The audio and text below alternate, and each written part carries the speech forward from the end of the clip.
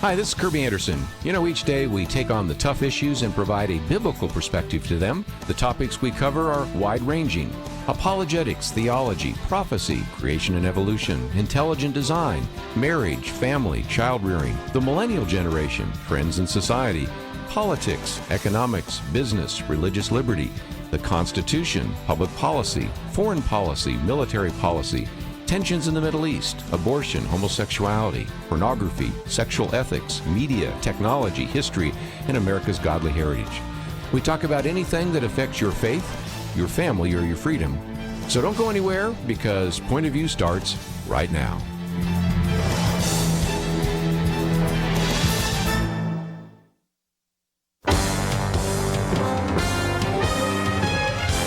Across America, live. This is Point of View.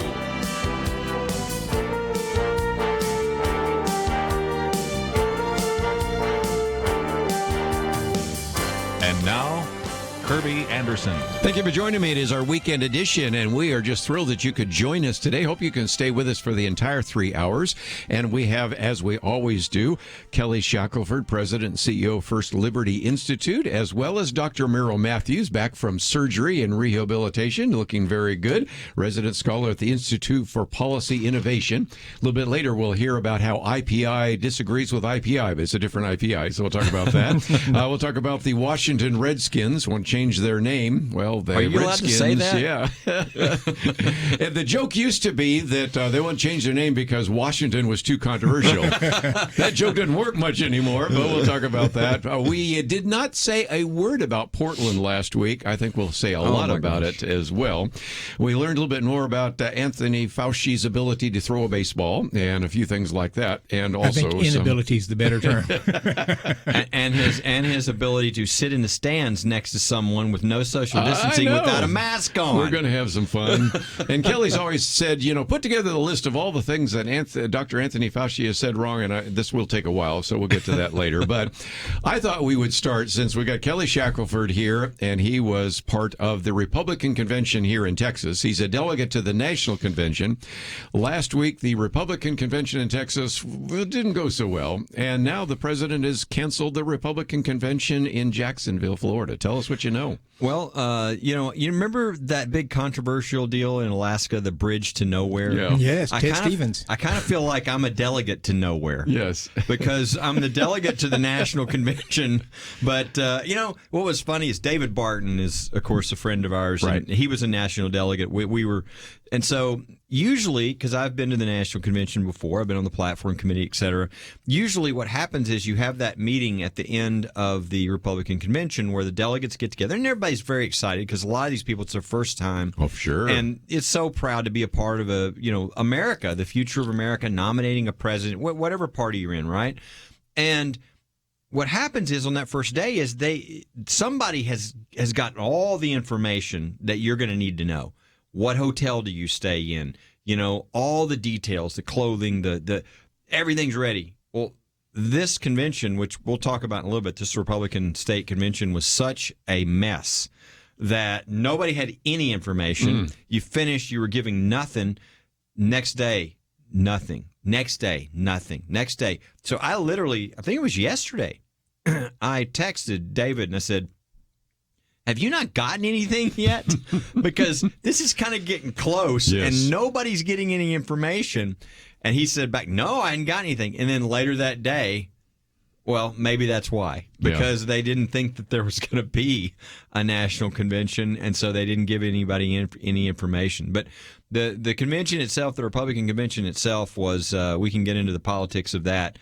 The one thing that those who are listening don't know, they might not know, because this is internal political theater, but the new chairman of the Republican Party, there was a big election and there was a big change. And that new person is somebody who Point of View listeners probably have heard on this radio station a number of times, and that's Alan West. Yes. Is now the chairman of the Republican Party of Texas. So that was a big deal as well. Yes.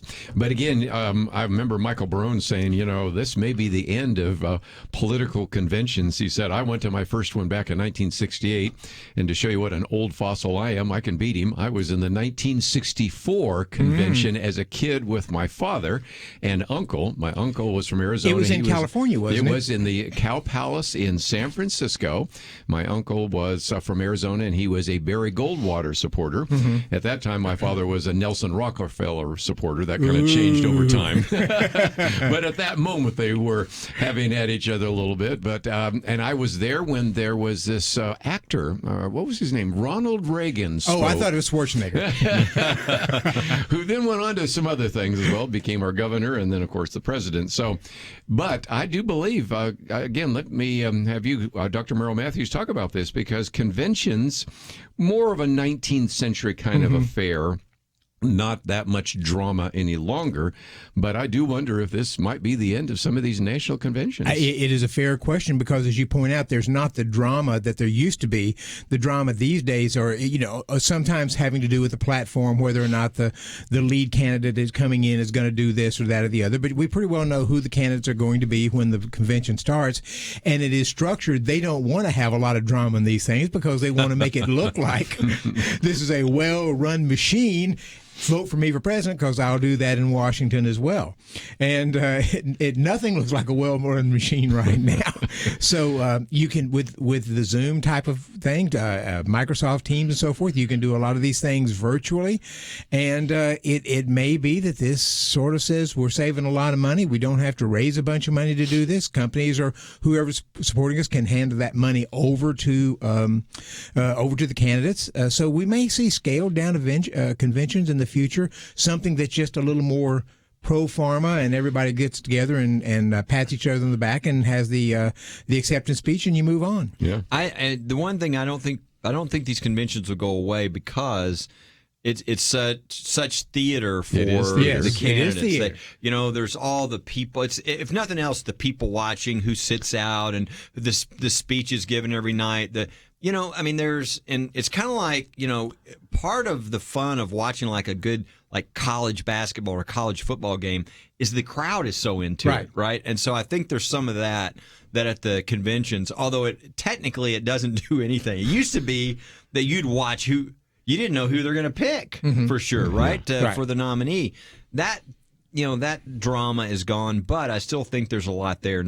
And the shame is if anybody would have been interesting to watch as far as theatrical at a national convention, it would have been President Trump. Right. So I think that would have been there's no telling what he could have come in on a hot air balloon. I don't know what we would have done. Something crazy, but I think we all missed that because of COVID. But yeah, this year I'm really surprised he did what he did. I really am. It's surprised everybody. But again, this idea of a virtual convention, maybe after we come back from the break. Yeah, we got to talk about that. This Texas virtual convention was one of the worst disasters I think anybody's seen. Give us a little bit of a thumbnail sketch before we get to a break here. It was a train wreck within a train wreck. I mean, it was just, they started out Thursday. You're supposed to start at 8 in the morning, and they said, well, we're going to have to delay this, and then everybody was assured that they had worked out all this stuff beforehand. That credentials and all that. What a miss. They couldn't get credentials, and then on Friday they said, no, okay, we got it. We're going to get it all done. We're going to start on Friday morning. So everybody's kind of waiting at their computers all day, and then Friday morning they said, we're going to have to start at noon, and then they started at noon, and then there were problems with people, and the systems didn't work, and what was happening was one of the worst debacles I've ever seen. And it's really sad. We'll explain a little bit why all that happened, but it was chaotic, and I think that's part of what led to Alan West taking over as the new chair, because the current chair, which it might not be too fair to blame him because this all kind of happened last minute, because instead of going to the in-person convention, the mayor just threw him out with just a few days left. Well, he really had a hard convention, and I think people were ready for something different after that. Might have been. Let's take a break. We'll continue talking about the conventions, and then we'll move on to some of the issues in the news. All that coming up right after this.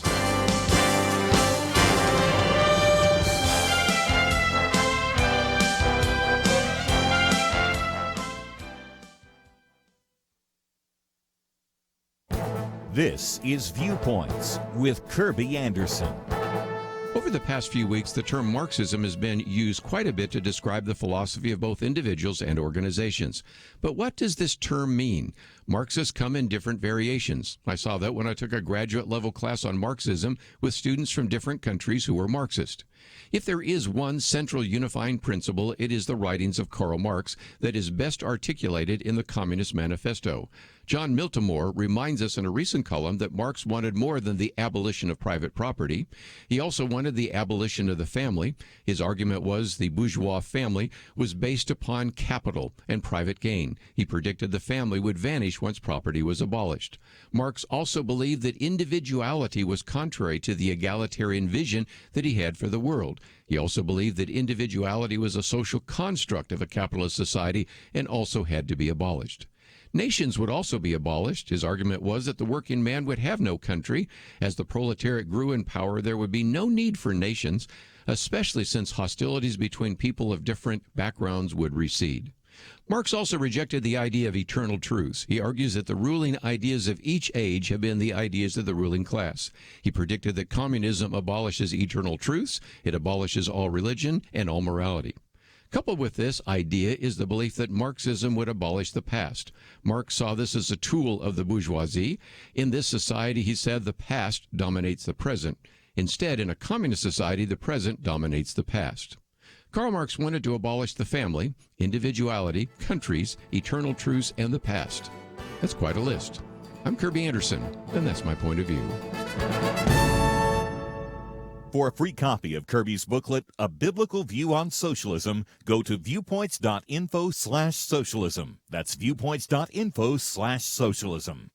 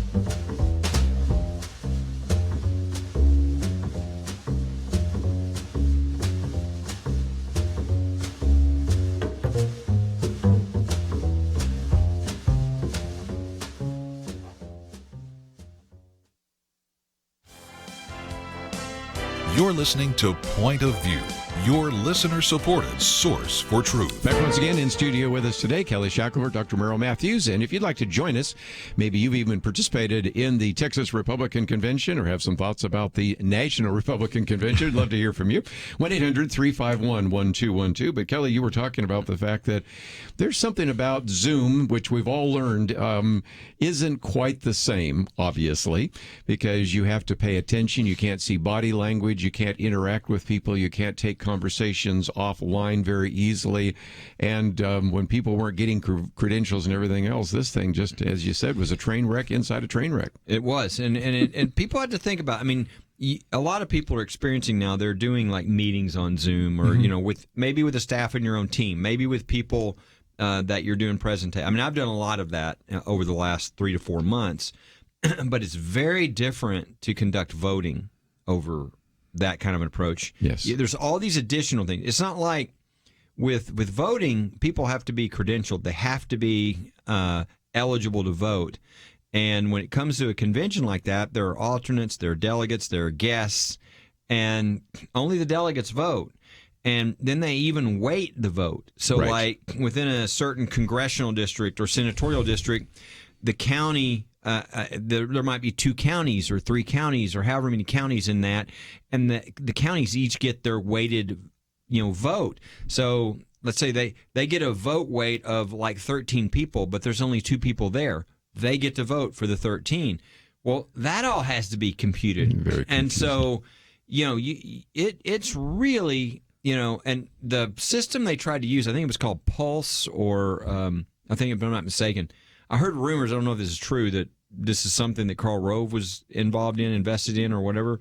If so, he needs to get his money back quickly because it was a disaster and did not work. And if people want to know what a disaster is, this was a convention that was supposed to start Thursday and go Thursday and Friday and basically be over Saturday morning. And this was a convention instead that really didn't even start Thursday, started Friday in mass chaos, went through late Friday, then Saturday, chaos again, Sunday, ended up finishing up at anywhere, depending upon your senatorial district, you probably finished anywhere from 2 a.m. to 4 a.m. in the morning. And that was only because there was a special motion that said we should cancel the rest of the convention that deals with things like the platform and other things that are usually the biggest use of time, and those had to be pushed to a future to finish up. So it was a disaster, and it shows you that a lot of things we take for granted are very difficult if people are pushed into a virtual world. And again, you're getting these notices, as I was, that it was, sorry to let you know, it's 11:30 Sunday night, and we're just about ready to start Senate District, whatever. Yeah. When you say 2 o'clock, you mean 2 o'clock Monday morning. A.m., yes. Yes, I mean. So do we think that the National Republican Convention will run smoother? Because they have a few weeks, but it's will they learn from this and do a better job there, you think? Well, the National Convention, the Republican National Convention, when it comes to the official legal kind of, in other words, the nomination of the president, those things, that's all going to happen in Charlotte. And it's going to be in person. So there's going to be 6 delegates, special delegates from each state that will go to Charlotte. Yeah, the president mentioned they'll be doing that at Charlotte and not in Jacksonville. That's right. So why the move back to Charlotte, especially since North Carolina sort of dissed them initially, and that was why they went to Jacksonville? Because there were all the restrictions in Charlotte from the governor, and part of which is probably the governor just trying to make trouble for the Republican convention. And so they wouldn't give any assurances. Well, but they can do a smaller number like that, where they do the business and keep, meet all the guidelines and everything. And so they kept, since they had already sort of booked a lot of those hotels and everything else, they kept the business side of things there in Charlotte, and that'll still occur in Charlotte. But they were going to go to Jacksonville for the bigger theater, the big crowds. Now, as of, I guess, last week, what I was being told, what everybody, I think, got out in the public, was that there would be no alternates and no guests the first 3 nights of the convention. They were going to limit the people who could be on the floor of the convention in Jacksonville to just the 2,500 delegates. And that's in like a, 10, 12,000 seat. So you can see what they're doing there. They're socially, I don't know how, but they had decided the last night they were going to allow the alternates and the guests. So it was going to be just packed, which seems like that would be a problem. I would think. And but that was the original, plan. But obviously that was, the whole thing was thrown out. But they will still have the convention on the technical things, like the legal things, like you've got to officially nominate and all that. And that'll happen really the week before when we thought the convention was going to be. So that would be like somewhere around the 21st, the 19th through the 21st of August, they will make all those official actions. And I'm guessing there's going to be some sort of virtual, acceptance speech, et cetera, the next week. I don't know how they're going to handle that, but, both party conventions now are going to be virtual. But my understanding is Joe Biden will actually go to Milwaukee and speak there. I understand. My thinking is right. So, and it'd probably be to a limited or very few people in the place. But do we know if Trump is going to go to Jacksonville or we just? I don't think anybody knows what he's going to do. I don't think he knows what he's going to do now because I think this decision was made, recently, and so it'll be fascinating to see what they can come up with. If anybody can come up with good theater, you would think it would be him. I mean, when you think of the last State of the Union speech, people were upset who don't like the president, who are on the other side. But they were upset because they thought what he did was so effective. I mean, giving a Medal of Honor or whatever to Rush Limbaugh, who's fighting for his life with cancer. Yeah. And right there on the spot. Yeah. I mean, that's never been done, right? And the African American example that was given with school choice, that was these are very powerful stories. We've told stories before, but never done things like that. And so he's a showman, right? So I'm sure he's going to come up with something. It probably will be a little different than what we saw this week with Biden, where something I've never seen in my life, which is when one of your campaign people pull you off an interview while the interview is going on because they can't allow you to say anything more. I mean, tell me what presidential candidate has ever been so kind of needing of help that they have to have handlers that literally stop an interview. And the question was just about how you're going to get your vice presidential nominee. That was not a tough question. No, so you've got a very different. So there'll be people organizing the theater of Biden. It won't be Biden, and there'll be Trump probably coming out with his theater on what he's going to do. But it's definitely a different year. I keep wondering, are we going to have debates? I think a lot of people wonder that. What do you think? I think President Trump would like to have debates because he feels like there'd be the Biden problem, and he's been making a number of statements implying that Joe Biden is not up to snuff on mentally, his mental capacity. So I think President Trump would like to do it. We'll see if Joe Biden is willing to do it or whether he'll do it virtually from his basement. But well, the thing is, there's no real excuse for not having a debate. I mean, it's not like there's two candidates, and I think social distancing is very possible with two candidates. But I just can't see them allowing Biden. I don't think so either. To do that. Well, and again, just for anybody's looking at the calendar, this is when you are supposed to be finishing off the Democratic convention, which has now been moved back. But what will that convention look like? Maybe after the break we can talk about that a little bit, because we've given you a little bit of inside baseball. You wonder, what is it like behind the scenes? And I think Kelly's given us a good idea on the Republican It's not convention. the only baseball going now. Hey, I've got a new one starting today. Yeah, so we'll talk about that. But when we come back from the break, let's talk about that for just a minute, because we are in the midst of a presidential campaign, but you wouldn't know it. And as some people have said, now the campaign really begins. And for those of us around the table, we've been talking about this for months, but for a lot of Americans, especially after Labor Day, especially that's the case. So I'd like to get some thoughts about that.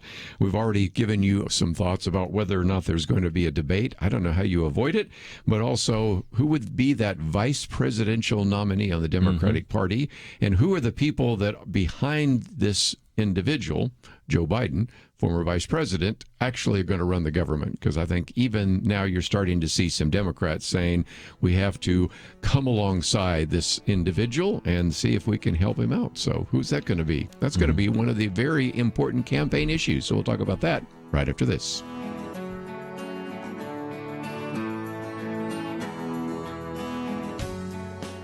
Having civil conversations about important issues seems to be harder and harder. Various media outlets tell people what they should believe, why they should be outraged, and getting people to actually think, well, it can be difficult. Whether it's the gospel, tax issues, social policy, or just about anything else, you need to have solid information and clear thinking to address the hard issues. You need God's truth applied. And that's what you get in less than 2 minutes with Point of View's Viewpoints Commentary, a daily resource to help you be informed and think through the things we need to be talking about. It is free and will arrive in your inbox each day when you visit pointofview.net/signup. Sometimes we know we should say something, but we're silent because we're not quite sure what to say. Viewpoints Commentary can help you break the silence and change the narrative. It can make you a more equipped agent for truth. Get your free subscription to the Viewpoints Commentary at pointofview.net/signup. pointofview.net/signup. Point of View will continue after this.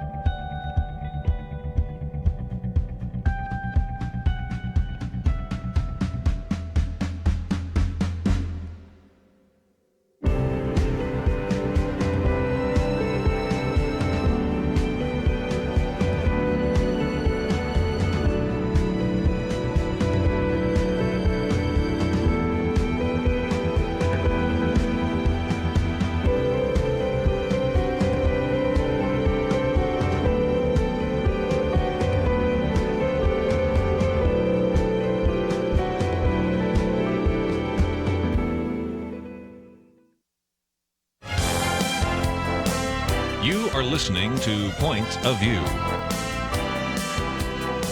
The opinions expressed on Point of View do not necessarily reflect the views of the management or staff of this station. And now, here again, is Kerby Anderson. Weekend edition. If you'd like to join the conversation, 1-800-351-1212. Kelly Shackelford, Dr. Merrill Matthews. And Dr. Matthews, let me come to you for just a minute because we're just guessing, but sooner or later, we're actually going to have something besides a Republican convention, a Democratic convention. You're going to have a presidential campaign. We already have senatorial campaigns. And there seems to be very clear differences. There always have been, but I think they're more stark than ever before. Wouldn't you agree? Yeah, I would. And, it's interesting because in both parties, the parties themselves are not entirely supportive of the candidates they have. They feel like they're in a better world. We might have a candidate who's a little different in this, that, or the other. But for the Democrats, they have and the other thing is interesting is that typically a candidate runs to his base and then moves to the middle in the campaign. President Biden, the candidate Joe Biden is moved to the middle to get the nomination. Then I think he's going to try to move to the left to try to make sure the Democrats. It's so odd. I saw that in 1972, since I'm the old guy around the table, but I don't think I've ever seen it since. I and it agree didn't with work you. out so well for George McGovern. Well, and that's what a lot of people are talking about. I mean, is this a Nixon? Is this McGovern? is it? I mean, because somebody was talking about this the other day, and they said, I just see this as very similar. The riots that were breaking out all over the country. The media all loved it. There were this silent. I forget what do they call them back then? Silent majority. The silent majority. Silent majority. And That's right. that nobody knew about. And then you just had the election occur, and there was this just wave. I mean, it was just a landslide, right? And people are saying, well, biggest landslide in U.S. presidential history. I think it was. And one state. So people were saying, is that they think that's what's happening here? And my response was, I said, yeah, but this is different. I said the riots are one thing, but then in addition to that, you've got this pandemic going on, where these people are dying and they want to blame, the president somehow for that. And they said, no, I don't see any difference at all because Vietnam was going on and they were arguing the same kind of things there. And I thought, that's a pretty good point. So nobody knows. There's a theory that is this going to happen in this election? I think some of the polling that shows recently the conservative side being heavily not willing to express their political opinions publicly seems to give more credence to that, but we won't know until we actually see the election. If it's not that way, then wow, do the Republicans have something to worry about? I mean, Texas could be gone, right? Yep. If it's not the case, because Biden's like 1 point ahead over Trump in Texas, right? So, I mean, we could be talking about a total, but again, I think there's something underneath there that's going to change what we're seeing. I tend to agree. I mean, I've seen the polls as you've had, and it just doesn't. They just don't feel right to me. It wouldn't surprise me if Biden's not doing fairly well in the polls, but it just doesn't strike me that he's 8 or 10 or 12 points ahead, as some of the polls have shown. And I think you're going to find if the riots continue, and these aren't just protest marchers clashing with police. Right. They're tearing down buildings. They're pulling down statues. They're spray painting things. They are vile. They're dangerous. This is real chaos going on. And my own sense is an awful lot of people out there, just average people in the middle, look at that and say, what is happening to my country? And Donald Trump isn't to blame for it. Donald Trump's trying to stop it by sending in federal troops. Yeah, it's and you have Biden saying things like, while he wouldn't say the words defund the police, he basically supported. Yeah, he sort of hinted at this. He said reallocating resources from the police, which is the same thing. So it is fascinating. I think you've got these two different issues. I think one of them, Trump is really, I think, winning on, even though it's not necessarily something that you see in polling or whatever. But I think this keeping order, sort of the American patriotism. I think on that he's definitely got the upper hand, but on the coronavirus, he doesn't. But it's if he can somehow get this away from, it's like everybody's looking at Trump. Right. Well, that doesn't go too well for Trump. What Trump wants is look at Biden and Trump, and that's where he needs to go. So, for instance, if it comes to the COVID-19, and well, the president hadn't handled this very well. We can talk about that in depth as to whether he has or he hadn't. But okay, what's Joe Biden's prescription? What's his answer? Yeah, I mean, and people, you start asking, do you think he would have done better? Do you think he would have closed the doors to everybody coming in from China? So quickly. Yeah. Do you? If you start having comparison, I think then you can have a real discussion. But that's not what's happening to Trump right now. It's looking at him and going, "Why is this thing not over?" It's kind of the approach. And we've got one more major unknown, which is the election itself. President Trump was asked, I think this week or late last week, will you accept the results of the election? Right. We'll wait and see, which is what he said last time. And last time. And he was right. I mean, you want to be, because of some of the unknowns. And the irony here is Hillary Clinton bashed Trump for not saying right off the bat he would accept the results of the election when she has never accepted the results of the election. No. But because so many states are, especially blue states, are thinking about moving to shifting to mail-in ballots. Here we go. And we've had some real problems with some of the mail-in ballots that have been going on in the primaries and so forth.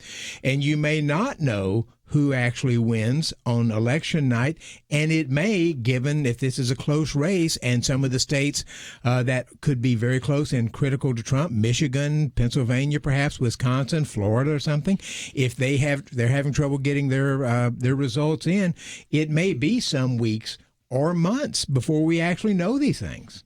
What's so funny is, and I know, Kerby, you've looked at this. I've sent some of this information. What's so funny is that back when we had this big argument by the Democrats against voter ID in elections, they filed court suits and everything. And what was their argument? Their argument was, look, you don't need this identification. In-person voting is not dangerous. What's really dangerous is mail-in voting.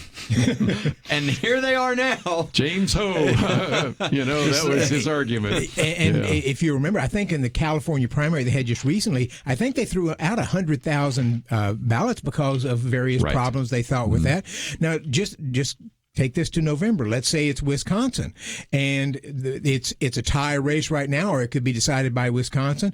And Wisconsin says we've got to throw out 100,000 votes because of some problems there.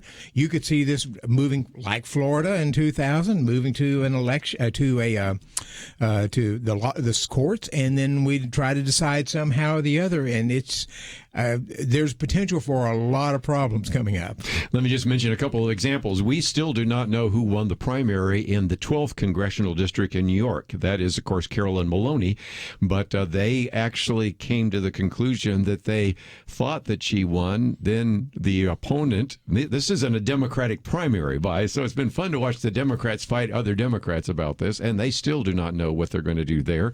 In the 12th congressional district in the state of New York, or you can go to the other one I love to use, is you had a city council race in the third largest city in the state of New Jersey, Paterson, and they had 16,000 ballots, but they only counted 13,000 because at least 3,000 of those ballots were considered to be tainted in one way or the other. And even the NAACP said, you know what, we probably just need to do that again. So multiply that by 50 states, and you can see the problem we've got, right? Yep. Now, absentee is different, of course. Right? I mean, there are things that are required under the law to make sure, to do everything they can to make sure that that these are real valid voters. Mail-in voting is a whole different thing. And it's a much smaller number in absentee. It is. For sure, yeah. And again, the reason they threw some of those out is because the signatures didn't match. And a couple of times before, we remember talking about when they looked at some of these voter registration cards, they had the entire starting lineup of the Dallas Cowboys there in Nevada. And then they started looking at the addresses, and these were vacant lots, and these were Taco Bells and all sorts of stuff. So there's a lot of potential for mischief. And if it's close, remember how close it was in Wisconsin, 10,000 votes. Wouldn't take much to put the entire country into another. Remember, 2000, the election of 2000. Yes, indeed. Chads. Counting Chads. Counting Chads. That's just amazing. Yeah. Well, let's take a break. We'll come back. We'll continue our conversation here. And in the next hour, we do want to get into some thoughts about what's happening in Portland, Chicago, and a variety of other areas. Anthony Fauci's been in the news quite a bit, and some thoughts about that, as well as before we're all through, I wanted to pick out a few of the pieces that you've sent to us, Dr. Merrill Matthews.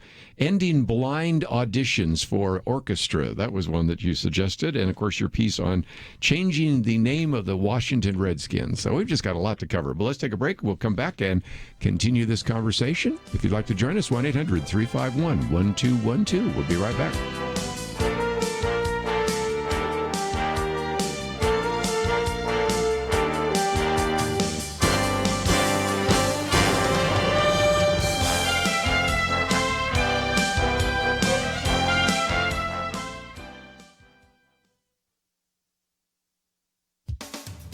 Historian, columnist, and professor Victor Davis Hanson has been speaking and writing lately about the current cultural revolution. He contrasts cultural revolutions with political revolutions, which change governments and leaders. Cultural revolutions, he writes, try to redefine entire societies and attack the very reference of our daily lives. He points to the movies, TV shows, and cartoons that have been canceled due to the Black Lives Matter revolution. This revolution, he adds, has toppled statues, tried to create new autonomous urban zones, and rename streets and plazas. Professor Hanson argues that unless they are hijacked by a thug or killer like Hitler or Stalin, these revolutions ultimately die out when they turn cannibalistic. It's true, the left has begun to eat its own. For example, New York Times editor Barry Weiss, a liberal, resigned last week, complaining she had been canceled by bosses and colleagues. Will this cultural revolution really flame out? Author and commentator Carol Swain says we have a small window of time to reclaim our core values and principles. She spent years as professor of political science and law at Vanderbilt, and before that at Princeton. In a column for Real Clear Politics, she points out that colleges and universities reject their founders,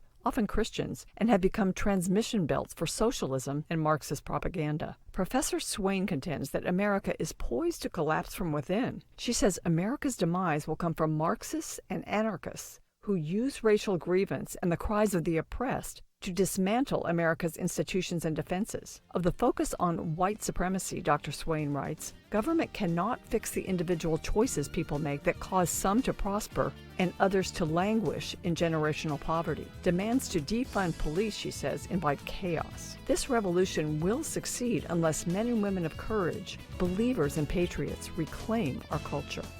For Point of View, I'm Penna Dexter.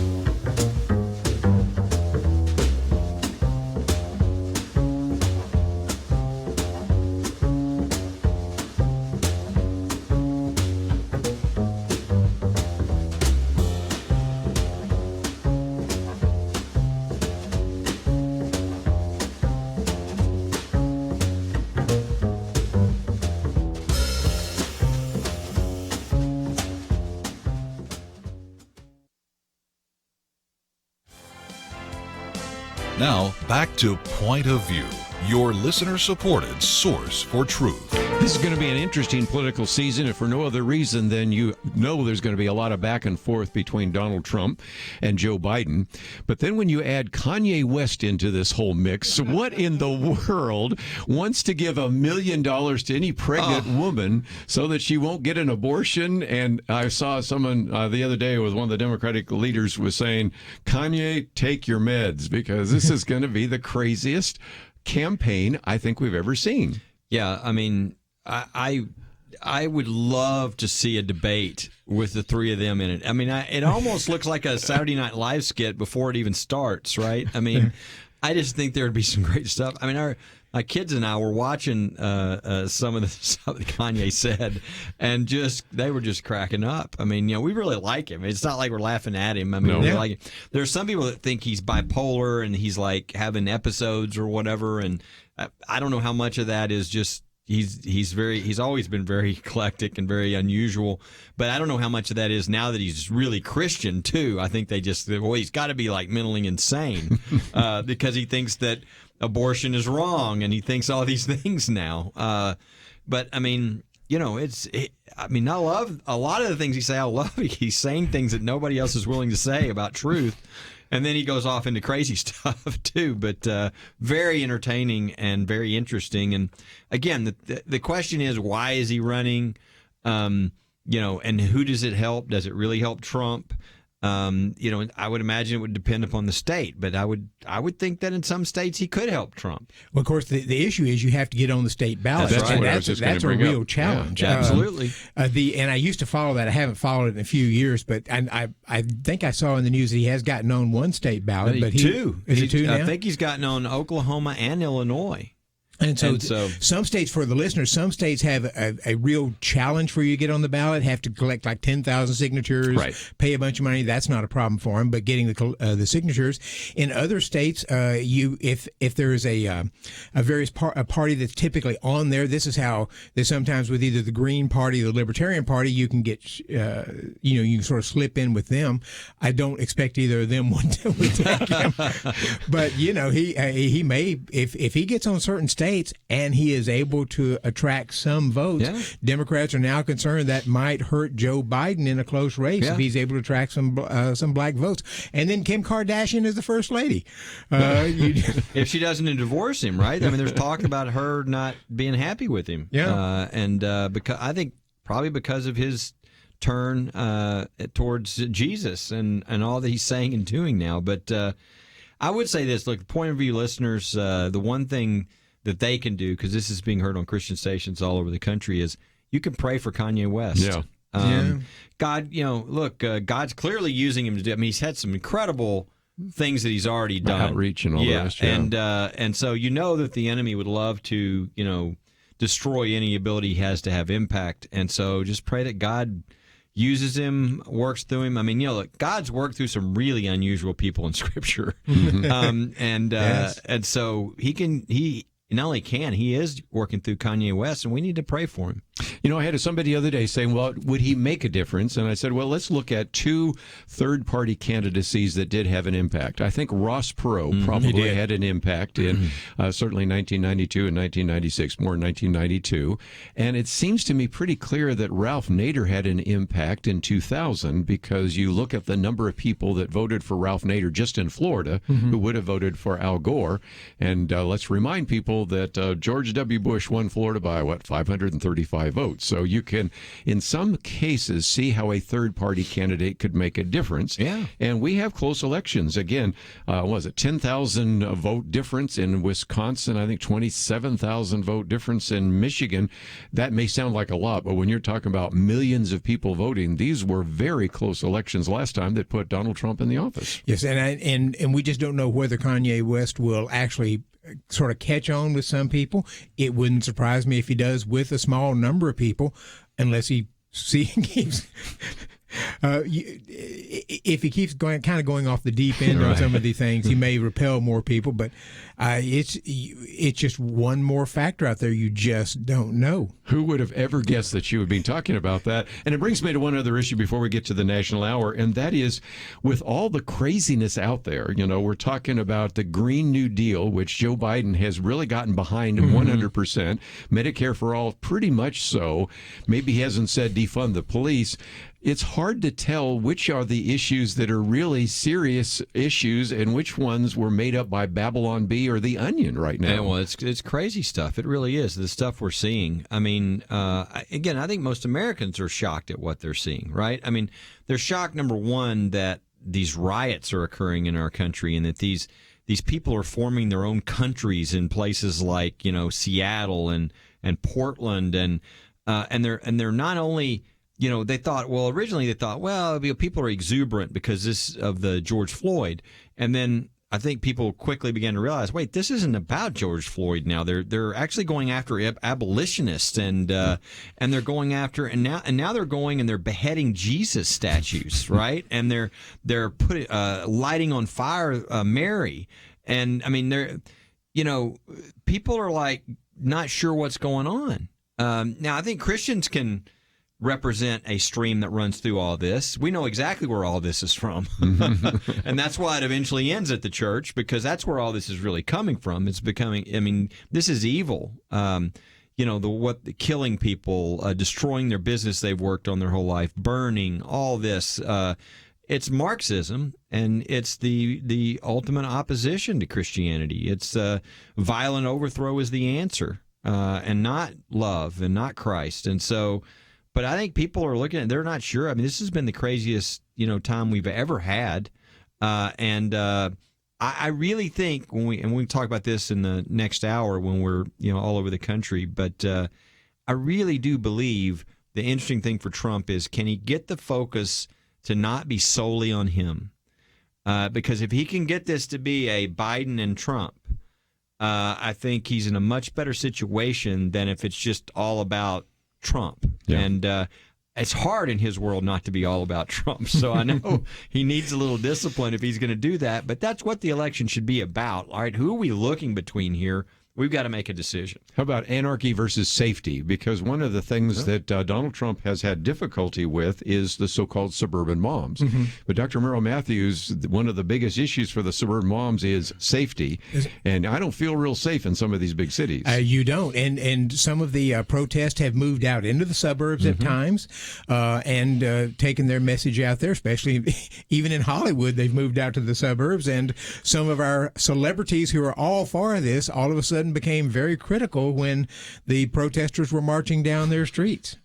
That's my favorite. I've got to admit, my favorite was when the Seattle mayor goes out thinking he's going to join and lead the protest, and they all boo him and tell him to resign immediately. I mean, I don't know. It's something about, the evil eats its own eventually, right? And that's kind of what, he was up there with his fist in the air saying, Black Lives Matter, and the next thing you know, people are throwing things at him, and he thought he was with their group. So happened in Minneapolis, and it happened in Portland, and a little bit even as you said, in Seattle too, with both the governor and the mayor and everything like that. So again, if indeed safety becomes a big issue, and it might, if this just explodes, I think that actually goes in the favor of Donald Trump. But we'll see. It's still a long way between now and November. But when we come back, I think everybody wants to know where we are in some of the religious liberty cases, and then we will talk about Portland. It's been in the news all week, and we've talked about it every single day. So we'll get into some of those issues.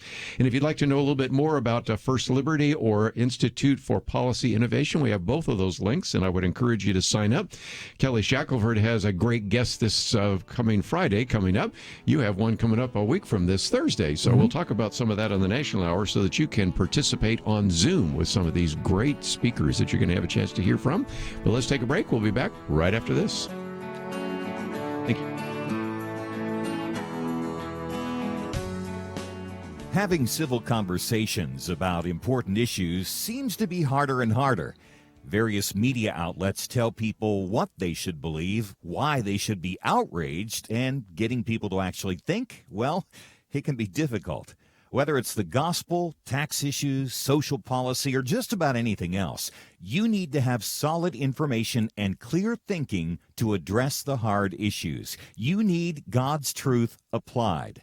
And that's what you get in less than 2 minutes with Point of View's Viewpoints Commentary, a daily resource to help you be informed and think through the things we need to be talking about. It is free and will arrive in your inbox each day when you visit pointofview.net/signup. Sometimes we know we should say something, but we're silent because we're not quite sure what to say.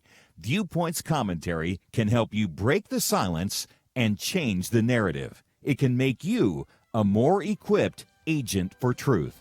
Get your free subscription to the Viewpoints Commentary at pointofview.net/signup.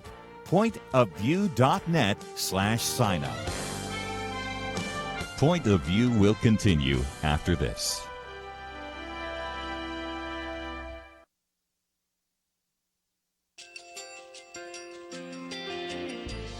I just want to thank you so much for all the wonderful programming you have. You're just absolutely fantastic. I recently started listening to Point of View, and I really found it interesting because of the different subjects you cover. Thank you for that. I really appreciate everything that you do in keeping us informed. Thank you, Kerby, for everything that you have been doing. I appreciate all the work that you're doing, advocating for the Word of God. Thank you so much. Point of View, I think, is absolutely necessary because it's a Christian perspective, a biblical worldview perspective, and receive very current, up-to-date information about what is really going on, week to week in our culture, which is changing so rapidly, and yet it's morally sliding backwards. Yeah, I'm just, first of all, I thank you guys. Y'all's program is wonderful, and enjoy it every day. I learn so much every time I listen to it. Point of View Radio Talk Show.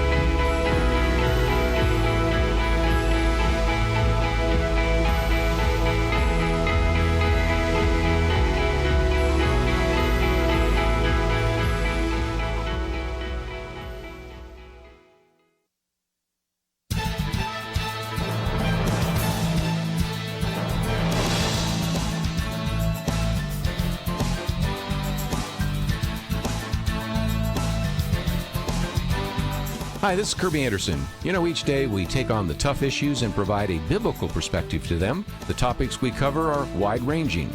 Apologetics, theology, prophecy, creation and evolution, intelligent design, marriage, family, child-rearing, the millennial generation, friends and society, politics, economics, business, religious liberty, the Constitution, public policy, foreign policy, military policy, tensions in the Middle East, abortion, homosexuality, pornography, sexual ethics, media, technology, history, and America's godly heritage.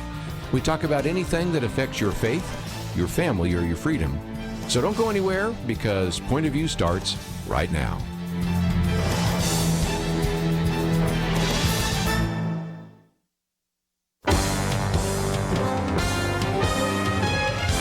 Across America, live. This is Point of View.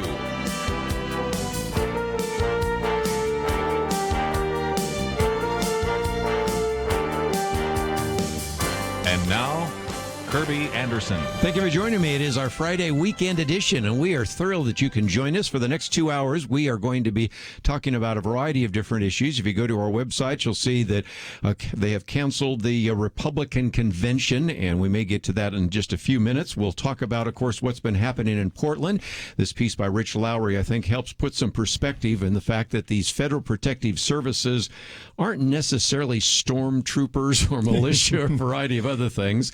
We have some material about masks, then a piece which I called Faulty Fauci, because there are a lot of people pointing out some of the things that Dr. Anthony Fauci have said or done, or even the way he throws a baseball. We'll get to that in just a minute. And then Dr. Merrill Matthews has put some things on the table, including one article on changing the name of the Washington Redskins. Actually, the Redskin name has been left, but yes. Another part of that. Will Washington be next? Yeah, and will Washington be next? And then also ending blind addition. So lots to cover. Dr. Merrill Matthews, of course, is the resident scholar with the Institute for Policy Innovation. And, of course, Kelly Shackelford, CEO of First Liberty. And, Kelly, we always like to start off on Friday giving people an update on religious liberty issues. And there's some movement in the Coach Kennedy case. And this week you had Doug Collins on the program with you to talk about a military case. So give us some update. Yeah.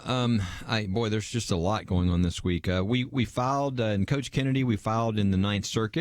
To remind those, Coach Kennedy was fired for going to a knee by himself to say a silent prayer after the football game.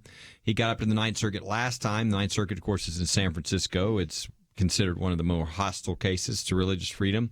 And they ruled that coaches are not allowed to pray in public unless anybody can see them. I mean, as long as anybody can see them. So, I mean, that's just crazy, right? The idea that if even a spectator ever sees you praying, that that's, they can fire you. That's fairly hostile to religion. So we went up to the Supreme Court. Supreme Court sent it back down, said there's some more facts to be determined. The conservatives found the opinion below, quote, very troubling and, quote, remarkable.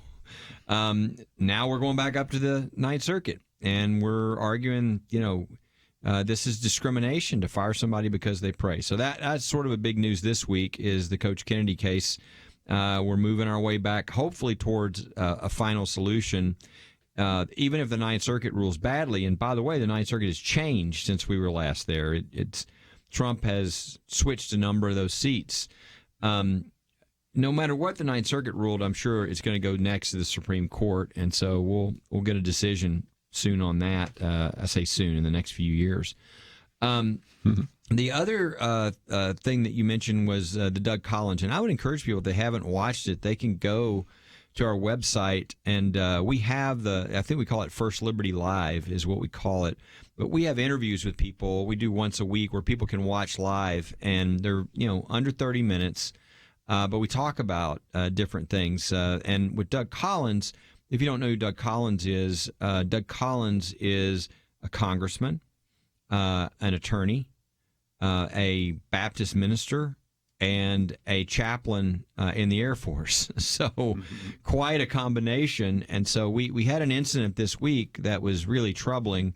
And that is, we had a Marine, who was going to give a talk on leadership.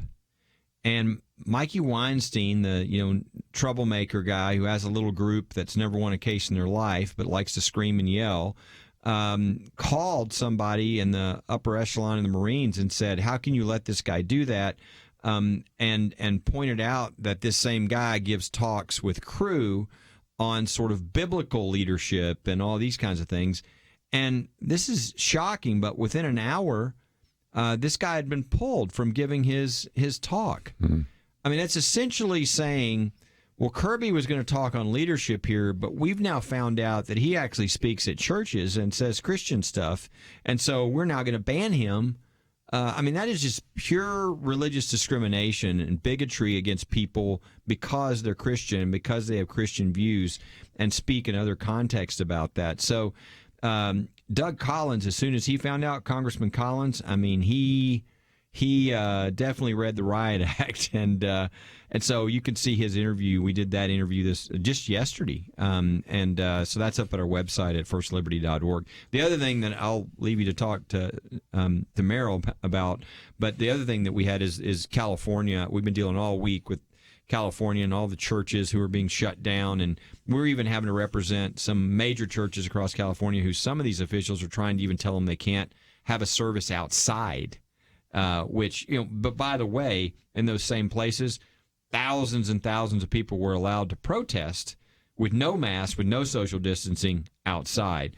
So California is in the middle of a real war over religious freedom and whether they can shut down their churches. Well, again, they're just dealing with the maximum number of hospitalizations and things of that nature. You've seen this go this way. It was 60,000 in hospitals, down to 30,000, now back to 60,000. Yeah. But a lot of them in California, Dr. Merrill Matthews. Indeed. And, if Coach Kennedy had just said, I took a knee because I was protesting the national anthem. No problem there. He'd become a hero and gotten a contract with Nike. Yeah. And the other part about that, Dr. Merrill Matthews, we come to you with some of the health issues, and I've just been amazed that the coronavirus is almost lethal inside the churches, but it is almost benign when we're out there protesting, for example, issues of race relations, right? That's right, and that's been the hypocrisy that has come up from various groups which have said, we're shutting down the economy, or we're re-shutting down the economy, we're stopping churches and so forth, but if you want to go out and protest, that's perfectly all right.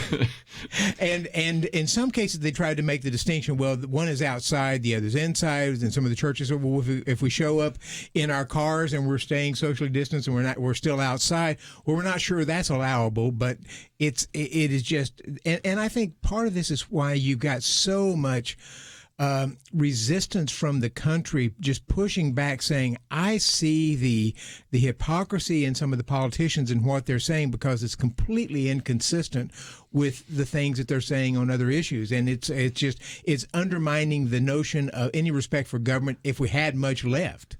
It's interesting to me, too. Kerby, you've seen me speak at different places, and I always try to help people understand that even if you're not religious freedom is very important. The founders called it our first freedom, and that's the reason the name of my group is First Liberty. Right. Is because if you lose this first freedom, you will lose all your freedoms. And so it's fascinating that when you see this sort of totalitarian kind of dictatorial push happening in places around the country, it's interesting that the first flashpoint is almost always religious freedom. And so we've always said that and tried to explain that, but I think people are like, really? You mean that even if I'm not religious? Well, boy, people are starting to see it now. I mean, in these places, in fact, what's interesting is to watch the opposite. Every place, and we've won every lawsuit we filed during the pandemic on behalf of the churches we've represented. Everywhere we've won, within days, if not at the most a week, after we've won and opened things up for churches, the businesses have been allowed to open and freedom is restored. It's fascinating to watch both the negative and the positive, to realize what a core religious freedom is to all of our freedoms. And again, watching, as I have many times, you pick the best case to make the case. Yes. In Kentucky, Tennessee, wherever it might be. Let's take a break, though. We have yet to hear this panel talk about Portland, and I want to hear that right after this.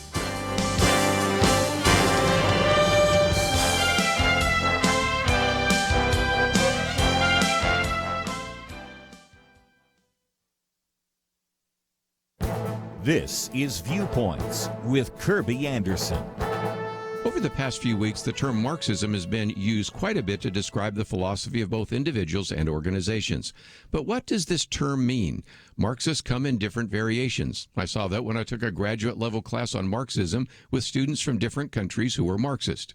If there is one central unifying principle, it is the writings of Karl Marx that is best articulated in the Communist Manifesto.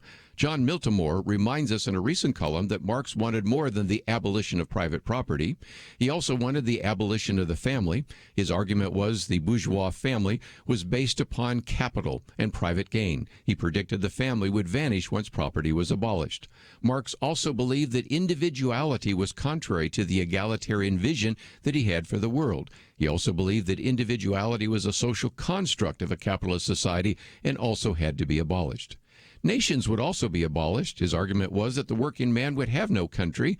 As the proletariat grew in power, there would be no need for nations, especially since hostilities between people of different backgrounds would recede. Marx also rejected the idea of eternal truths. He argues that the ruling ideas of each age have been the ideas of the ruling class. He predicted that communism abolishes eternal truths, it abolishes all religion and all morality. Coupled with this idea is the belief that Marxism would abolish the past. Marx saw this as a tool of the bourgeoisie. In this society, he said, the past dominates the present. Instead, in a communist society, the present dominates the past. Karl Marx wanted to abolish the family, individuality, countries, eternal truths, and the past. That's quite a list. I'm Kerby Anderson, and that's my point of view. For a free copy of Kerby's booklet, A Biblical View on Socialism, go to viewpoints.info/socialism. That's viewpoints.info/socialism.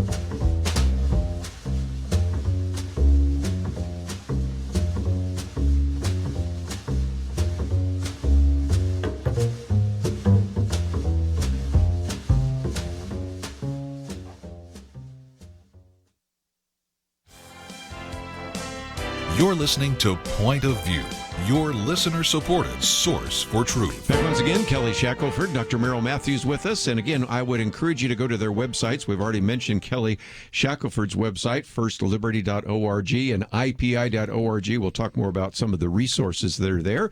But our second article we've posted, this by Rich Lowry. I thought it was a pretty good piece. Portland, a Department of Homeland Security operation is legal and proportionate. And Dr. Merrill Matthews, let me come to you for just a minute, because when you hear people talking about secret police, stormtroopers, militia, first of all, as I've tried to explain this week, we have what are called the Federal Protective Services. If you've ever walked into a federal building, you've walked past these individuals. So when they say they've brought them in, no, they were in the Mark Hatfield courthouse at the beginning. Now, yes, they tried to bring in some other people from the Department of Homeland Security, Customs and Border Protection, even ICE. But the bottom line is, shouldn't we protect federal buildings, whether it's in this country or another country? Absolutely. It is taxpayer-funded buildings, and we should protect taxpayer-funded buildings. And their graffiti and other things are happening to them. They're trying to bomb them in some cases with Molotov cocktails, or throwing fires, setting fires out there. And as Rich Lowry points out, and he makes several very good points, and I think you've got that on the Point of View website. So it's very interesting, because I've seen criticism of people where they're driving around in unmarked cars. Well, police have unmarked cars. Not all police cars are marked. And in addition, if you've been watching some of the things that happen when a marked car comes in, the crowd goes and swarms it, tries to set it on fire, turn it over, and does other things. And the police or the officials inside are they don't want to hurt these people. They want to be careful with it, but the cars can be attacked immediately. rocks thrown at them and other things. So they're moving that so they have some freedom ability to be able to move around. And he addresses the issue of the uniforms and other things as well. So I think Rich Lowry does a very good job in addressing some of the concerns that are being brought up here. But I would also say if you as a mayor or a governor are not defending and keeping the peace and safety in your area and allowing all kinds of property, not just federal property, but as we saw in the occupied zones in Seattle, businesses and other things in Minneapolis being burned down, taken over, robbed, looted, and other things. The federal government, I'm glad to see the federal government step in.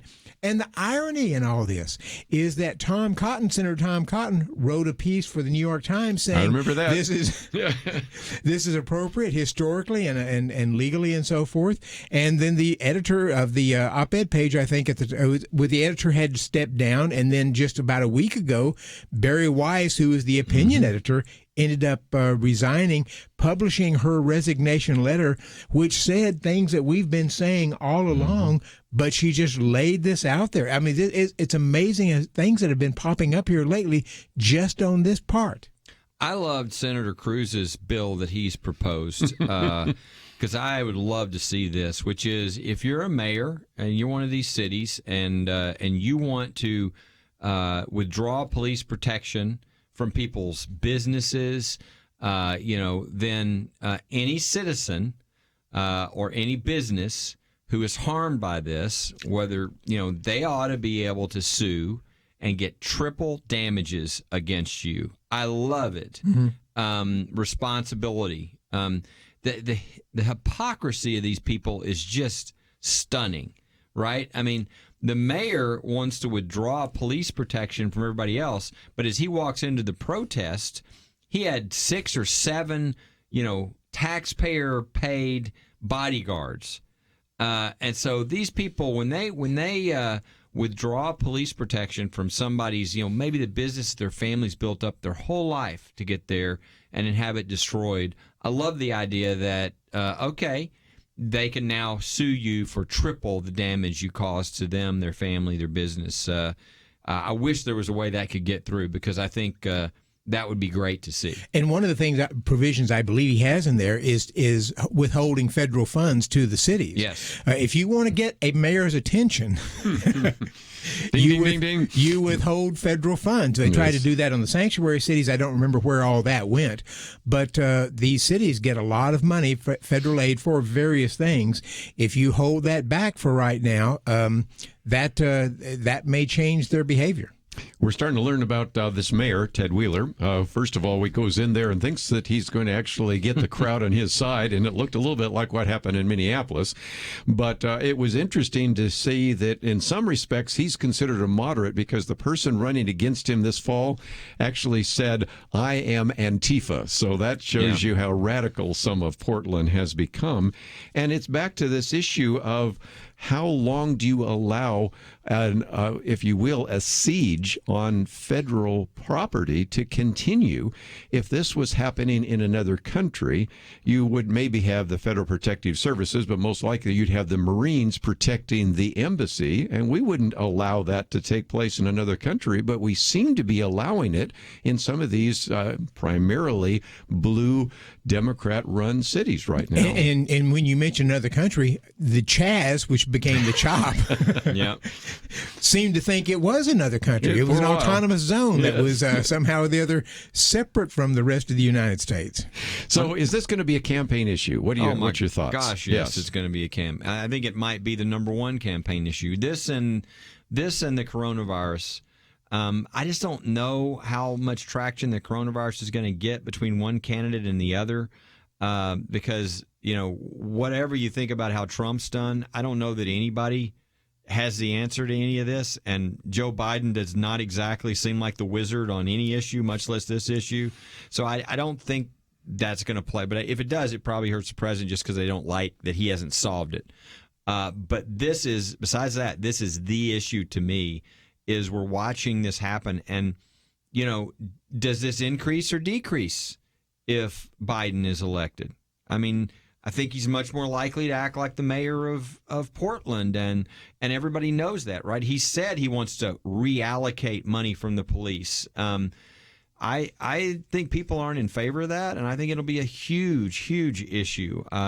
It's an opportunity for Trump, which I know he's well aware of. It's an opportunity for Trump to shore up something that he's lost greatly, which is suburban women who don't like his style, they don't like his language, they don't like how he treats people. But you know what? If anybody is in charge of safety for their family, as far as being concerned about that and having, it's suburban women. They're watching, crime sort of move in their direction, and it seems to be out of control. And I think it's a real opportunity. So I think both sides know this. And there's a real fight going on over this issue. And there's another unknown here, which is I think these riots, we've had student riots and young people riots over the years. I think they typically take off in the spring, move into the summer, sometimes happen around the presidential conventions, but then school starts and they go back to school and things sort of calm down in the fall. Well, they may not be going back to school this fall. They may be able to, sort of say, I'm doing this virtually. So you may not have those sort of normal elements that say, now I've got to go back to work, I've got to go back to school, which sort of quells some of these things. They may continue just because you don't have some of those restrictions on there, and that would then actually play in significantly to the November elections. And I think this is one of the reasons, they didn't state it publicly, but I think it's one of the reasons why they might have canceled the Republican National Convention, because you not only have the coronavirus issues and all the how do you do this, but you also had the head of police in Jacksonville saying, there's no plan security-wise that works here, and so it might be that they couldn't figure that out either. Because I think this is going to be one of the top two issues in the election, and now I think the Biden campaign is trying to walk him away from some of this. The problem is they really have to play to the extreme base. I mean, as you said earlier, Kirby, usually you kind of run to the left and then run to the middle after you get the nomination. If you're on the right, you run to the right, run to the middle. Here, Biden has run to the middle, and now he's running to the left. He has to make them happy, and so he had to say things like defund the police. So when he said reallocate resources, he was saying, I want to take some money away from the police. And he pulled himself into the other side with Trump on this, and they're now trying to backtrack on it. But I think people realize there's two different sides here. Yeah. Victor Davis Hanson makes the case that, when you had the riots in the 60s and the controversy, it was against the establishment.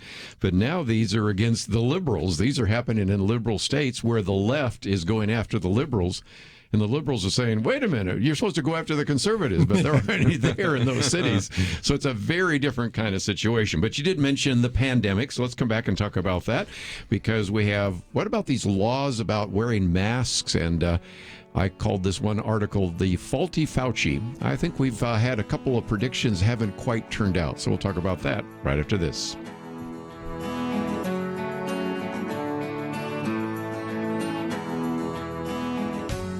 2020. It's been a pretty eventful year. We've experienced international tensions over the coronavirus and lockdowns, economic uncertainties, cities overrun by protests, rioting, and looters, and coming soon, a presidential election. Question: where will you get real news, credible opinion, clear biblical thinking on the things that matter most? Answer: Point of View Radio with Kerby Anderson and the team. You can make sure their voices continue speaking loud and clear by taking a moment right now and joining the Truth Team. It is easy, but you do have to visit our website or make a quick call. Go to pointofview.net/team or call 800-347-5151.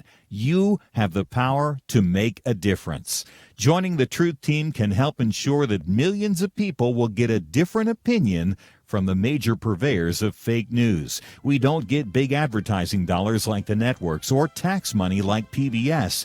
We depend on you. Pointofview.net/team and 800-347-5151. Point of View will continue after this.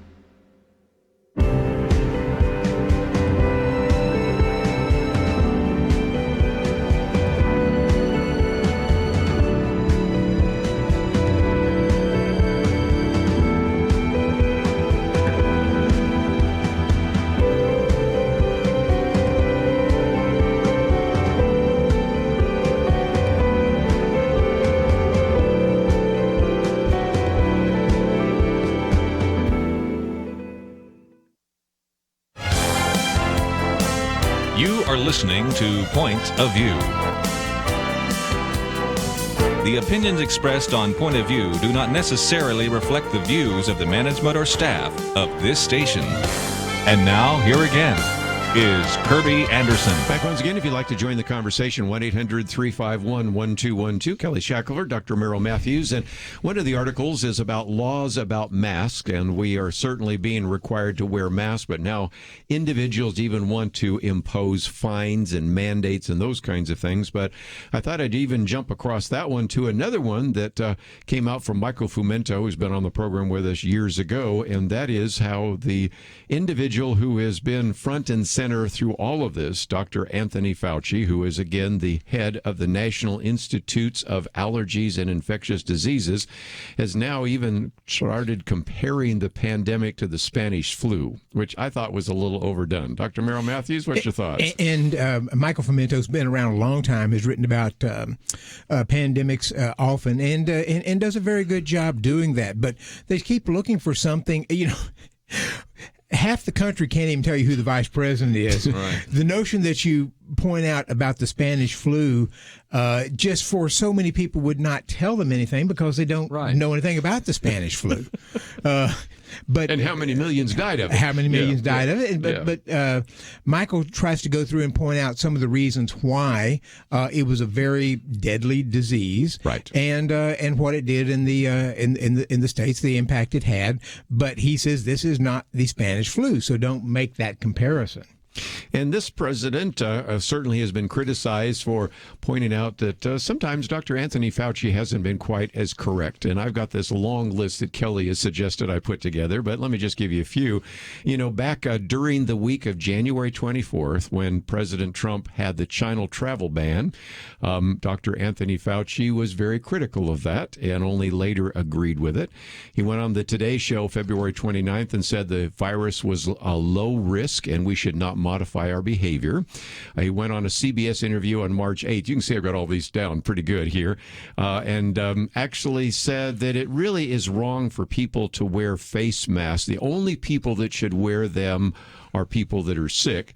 More recently, of course, admitted that he lied about that because he was afraid that if indeed he told people that they could wear masks or should wear masks, then we would not be able to save the PPE for the medical providers. Of course, thought the Imperial College model by Neil Ferguson was accurate, and that turned out not to be the case. And I'll jump through a couple more. Just more recently on the PBS NewsHour, that's July 17th, said New York got hit with COVID-19 worse than any place in the world, which is factually incorrect, and that they handled it correctly.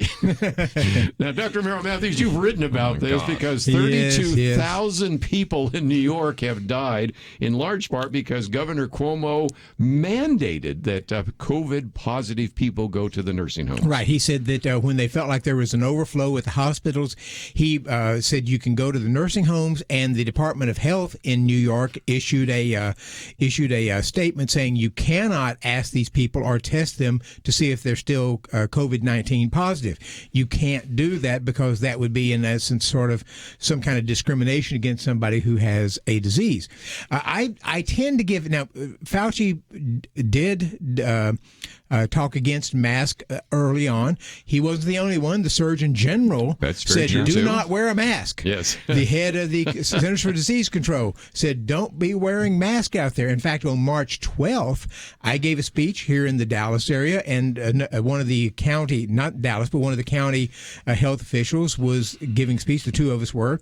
And the question came up, and this was on March 12th, should we wear a mask? And he said he didn't mock it as some people had done back in January and February, but he said it was a standard answer. Unless you're getting that one of those N95 masks and it's specifically fitted to your face, it doesn't help you. It doesn't help the other people.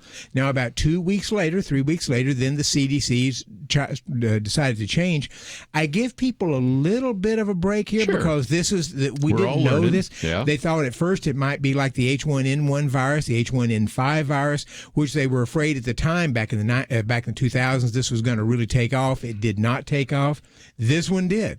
So you give them a little bit of wiggle room because you can make some mistakes on this. But I'm just surprised at how the coronavirus is a contagious respiratory disease.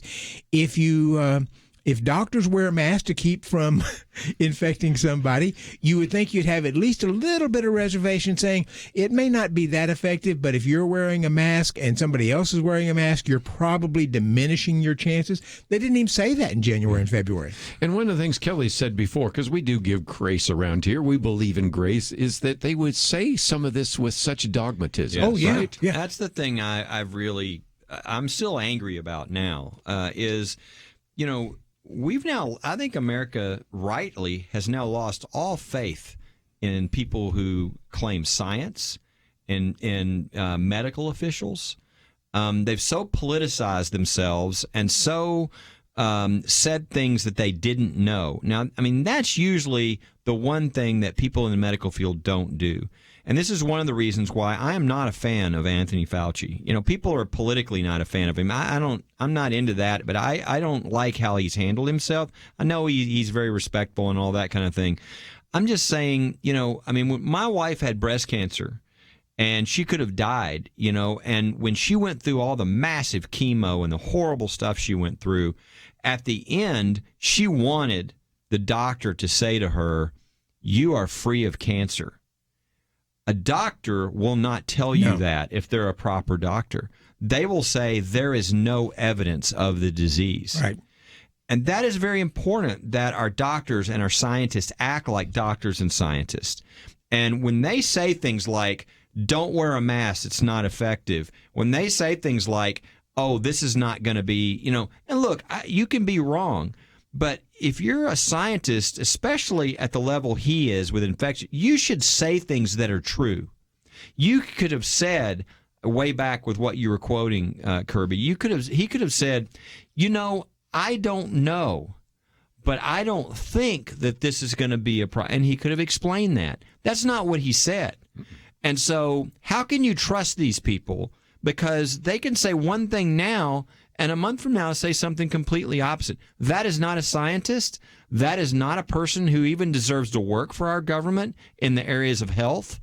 They should be put away somewhere where nobody hears from them because you can't trust what they say. And it wasn't just sort of that aspect of it. I listened to the news, and I don't remember Anthony Fauci doing this, but I listened to commentators and others essentially mocking people who were wearing masks in January and February. You hayseeds, you just don't know. You aren't believing the science. And I had a piece in The Hill, I think a month or 6 weeks ago. I'm happy to believe the science if I could just figure out what the science was, because Democrats keep telling me believe the science, but the science was this yesterday and now it's this today. Right. And you're telling me you're criticizing me for not believing the science when the science was just the opposite just a month or two ago?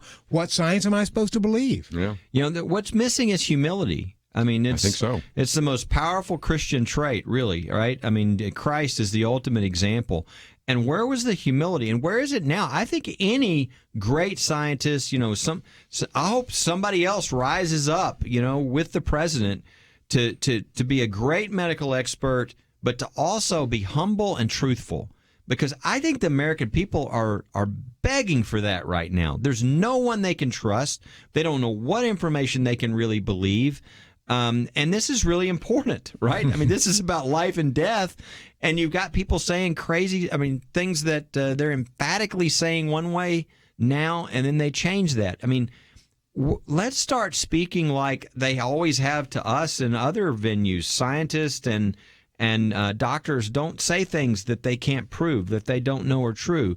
They would like to say nice things to make you feel good, or in this case, to make everybody scared to death. But they really ought to be more accurate in what they're saying, and I think the country would benefit from that. But I worry about what they've done to the future of people being able to trust people that we should be able to trust in this situation.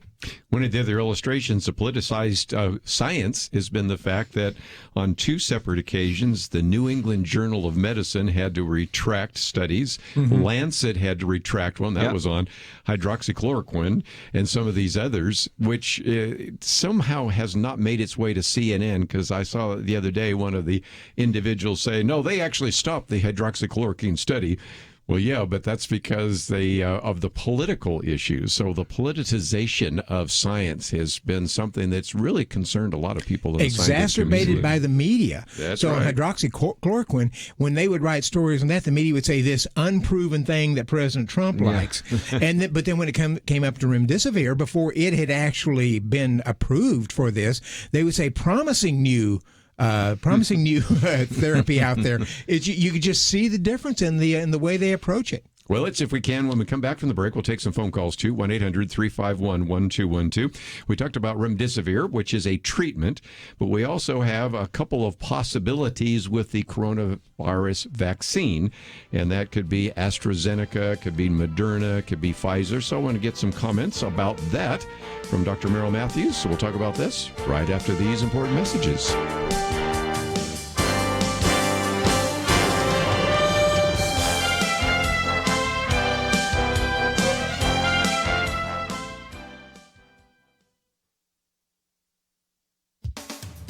Historian, columnist, and professor Victor Davis Hanson has been speaking and writing lately about the current cultural revolution. He contrasts cultural revolutions with political revolutions, which change governments and leaders. Cultural revolutions, he writes, try to redefine entire societies and attack the very reference of our daily lives. He points to the movies, TV shows, and cartoons that have been canceled due to the Black Lives Matter revolution. This revolution, he adds, has toppled statues, tried to create new autonomous urban zones, and rename streets and plazas. Professor Hanson argues that unless they are hijacked by a thug or killer like Hitler or Stalin, these revolutions ultimately die out when they turn cannibalistic. It's true, the left has begun to eat its own. For example, New York Times editor Barry Weiss, a liberal, resigned last week, complaining she had been canceled by bosses and colleagues. Will this cultural revolution really flame out? Author and commentator Carol Swain says we have a small window of time to reclaim our core values and principles. She spent years as professor of political science and law at Vanderbilt, and before that at Princeton. In a column for Real Clear Politics, she points out that colleges and universities reject their founders,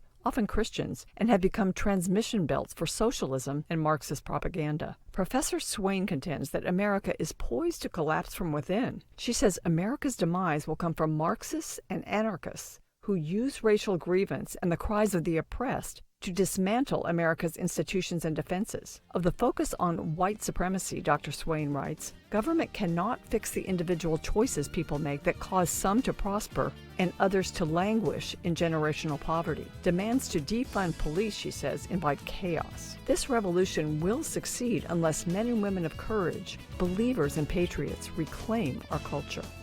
For Point of View, I'm Penna Dexter.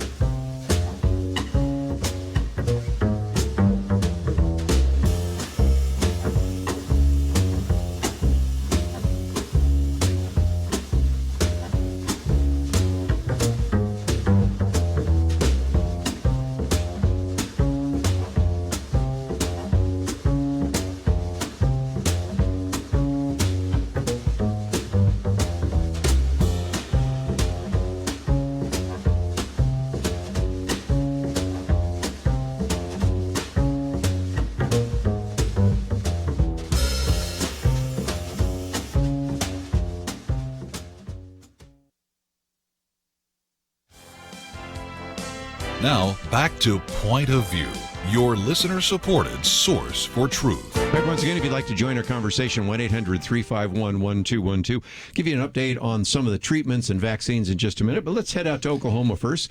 KJDR and Jim, what would you like to add to our conversation today? Yes, I was just listening to Penna's point of view, and it just fits hat and glove. Earlier, Kelly was talking about these riots and all that stuff. He was saying there's no easy answers, but I would like to propose an answer. Sure. And why not, when they're having these riots, have a great big net, just shoot it over there, and grab them all up and haul them off and send them down to Nicaragua or Venezuela. Yeah, let's look at what Marxism is really like. Matter of fact, it's interesting because Penna Dexter's commentary is based on Victor Davis Hanson and the Cultural Revolution, and my commentary today is based on Marxism. And if you really want to understand Marxism, read either one of those commentaries, or if you want to really experience it, just go to Venezuela or Nicaragua Or Cuba. I bet Americans would all pitch in and pay for their tickets, their plane tickets. Yes, they would. And we were going to talk about this, but last Thursday I had Michael Schellenberger on the show. In his book, he was a lifelong environmentalist. Yes. Even as a teenager started out, but he went to go to various places where he went to Nicaragua to work with the Sandinistas. He worked in the rainforest of Amazon and in Asia, and he came back saying the people who are over there, they're making these lives worse for people. They're not making them better. And so he eventually he considers himself a moderate Democrat now, but he had to pull away from some of the environmental proposals and the environmental groups that he had initially associated with, because what they were saying just did not work. It made lives worse for these people. Jim, I appreciate your phone call. Maybe we should get a GoFundMe campaign or something. Yeah, go ahead. I heard your show, and I heard Schellenberger, and I talked to him later on about about him going to Nicaragua. I talked to him, but it seems to me like these people, they are totally ignorant. So it's like I studied Russian in high school and college, and I don't know if you know or not. And whenever you see the symbols to the Soviet Union, it's CCCP, which is Russian for Sovietsky. Soyuz Sovietsky Sotsialistichesky Republic. Now, the one that really gets you is the Sotsialistichesky, which if you listen to it carefully, that means socialism. That's right. Mm-hmm. So they're all saying, this is Marxism or this is communism. No, it's socialism, and that's exactly what it is. I just hard to believe that people. Well, you ever heard the Dewey Decimal System, John Dewey? Mm-hmm. Well, he brought all this, great thing about Frankfurt Russian School and all those kinds of things. Jim, I appreciate you calling in, because it's just a good illustration of why we need to educate people. That's why the column today on Marxism. That's why we have a booklet on capitalism and socialism. But if people didn't hear your interview with Michael Schellenberger, they can go back to our website and find it. But they can also register for a conversation that's going to take place a week from this next Thursday. Yeah, a week from this Thursday. I think it's August the 6th, and we'll have a Zoom conference, so they can go to ipi.org, and we'll have Michael Schellenberger on there, and they'll have a chance to listen, or they could even buy a book. We'll have some of those available, so if people are interested in that, just go to ipi.org. I think we have that up on the website. Well, and again, we also have First Liberty Live, so those are some opportunities as well. Let me just real quickly get into this remdesivir, which is always hard for me to pronounce, but it's a treatment, not a vaccine. But now our Democrats in the Senate, Elizabeth Warren, Bernie Sanders, and all the others are saying, we don't want the federal government to actually buy this actual treatment that has been so effective, because they should pay, if you will, standard prices. And here we go again. Right. This is Gilead Sciences that has come up with that. Excuse me. The drug has been around for 15, 20 years now. It's been around for a long time. And so it has proved effective in diminishing or reducing the symptoms and getting people out earlier, several days, early 3, 4, 5 days earlier from the hospital if they're going to hospital. And so Gilead Sciences spent a lot of time trying to figure out what the price is going to be, because they know everybody in the world is looking at this price. So they decided to come up with a price for the government, which was about $2,200, $2,300 per treatment for that, which is what they're selling it to for other nations. Now, Democrats have for some years said other countries are able to get these drugs for a lot less than us, and we ought to be able to get it for that price. Well, apparently you are going to be able to get it for that price for the federal government, and the federal government's putting a lot of money behind this in order to be able to get these treatments so that they can be either very reduced or essentially free for an awful lot of people. But Democrats are still not satisfied with that. They want to be able to control how the drug is distributed. Yeah. In which case it means, and it should be, I would argue, it should be distributed to first responders first. But they want to make this a political issue as opposed to what a surprise. A medical issue, and have them determine who gets the drug first. So here are price controls and controlling everything. So if you want the free market to work effectively, then maybe you don't want some of these individuals that probably have written the Democratic platform this time for Joe Biden, but especially Elizabeth Warren and Bernie Sanders. And so we posted that article, but it's just a good example. And also, if we go to your website, IPI opposes IPI, which actually has to do with this idea of price controls, doesn't it? Price controls. Apparently, at 3:00 Eastern today, the president was supposedly going to release some executive orders on drug pricing, where he's trying to lower the price of drugs. Most of what he's proposing, the Democrats have been supporting for some time. Most Republicans do not. It's not clear how much effect these executive orders will have, to what extent he can do that legally, and it will take some time, even if it does. But he's essentially trying to create some composite prices by going to a bunch of socialized medicine countries, taking the price that politicians and bureaucrats set up the price for, and then using that for some type of composite index for what Americans get it for. And then you go say, well, but President, you don't like socialism.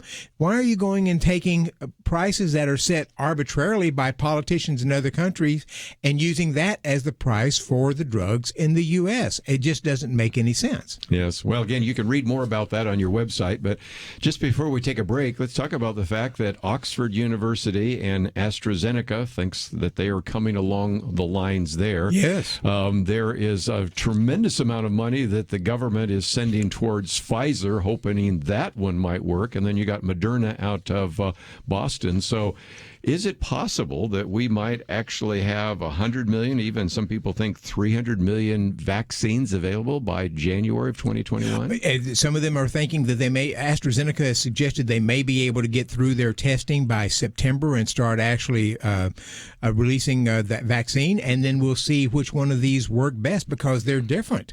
So you may find out that AstraZeneca's works really well and Pfizer's doesn't, or it may be the other way around, or it may be Moderna works really well and others don't. I just mentioned in the shingles issue, there was a shingles vaccine for several years. It was considered to be about 50% effective.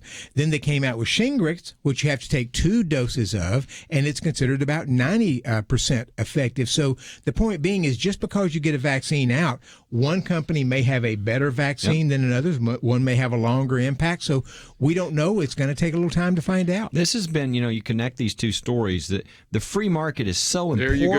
Yes. I mean, this is what is not talked about, that Trump did, that I don't think any other president would have done.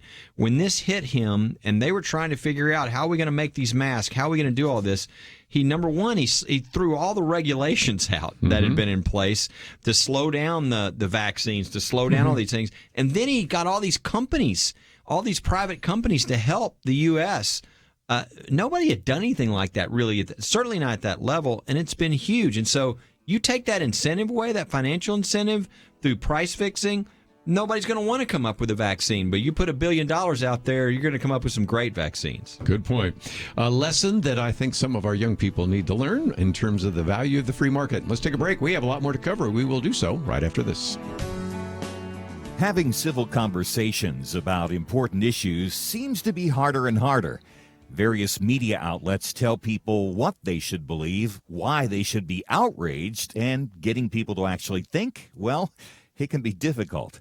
Whether it's the gospel, tax issues, social policy, or just about anything else, you need to have solid information and clear thinking to address the hard issues. You need God's truth applied. And that's what you get in less than 2 minutes with Point of View's Viewpoints Commentary, a daily resource to help you be informed and think through the things we need to be talking about. It is free and will arrive in your inbox each day when you visit pointofview.net/signup. Sometimes we know we should say something, but we're silent because we're not quite sure what to say. Viewpoints Commentary can help you break the silence and change the narrative. It can make you a more equipped agent for truth. Get your free subscription to the Viewpoints Commentary at pointofview.net/signup. Pointofview.net/signup. Point of View will continue after this.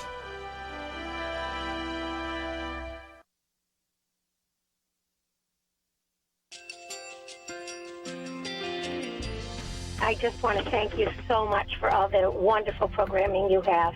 You're just absolutely fantastic. I recently started listening to Point of View, and I really found it interesting because of the different subjects you cover. Thank you for that. I really appreciate everything that you do in keeping us informed. Thank you, Kerby, for everything that you have been doing, I appreciate all the work that you're doing, advocating for the Word of God. Thank you so much. Point of view, I think, is absolutely necessary because it's a Christian perspective, a biblical worldview perspective, and receive very current, up-to-date information about what is really going on, week to week in our culture, which is changing so rapidly, and yet it's morally sliding backwards. Yeah, I just, first of all, I thank you guys. Y'all's program is wonderful, and enjoy it every day. I learn so much every time I listen to it. Point of View Radio Talk Show.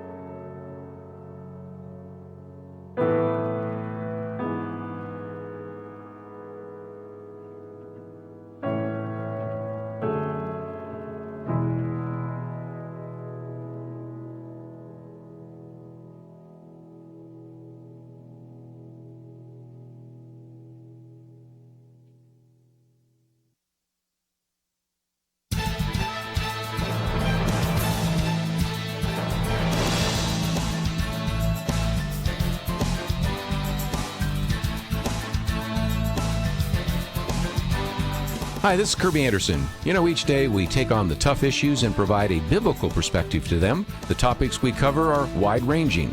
Apologetics, theology, prophecy, creation and evolution, intelligent design, marriage, family, child-rearing, the millennial generation, trends in society, politics, economics, business, religious liberty, the Constitution, public policy, foreign policy, military policy, tensions in the Middle East, abortion, homosexuality, pornography, sexual ethics, media, technology, history, and America's godly heritage.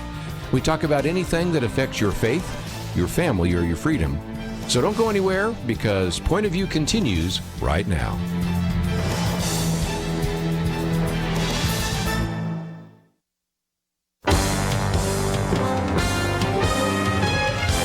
Across America, live.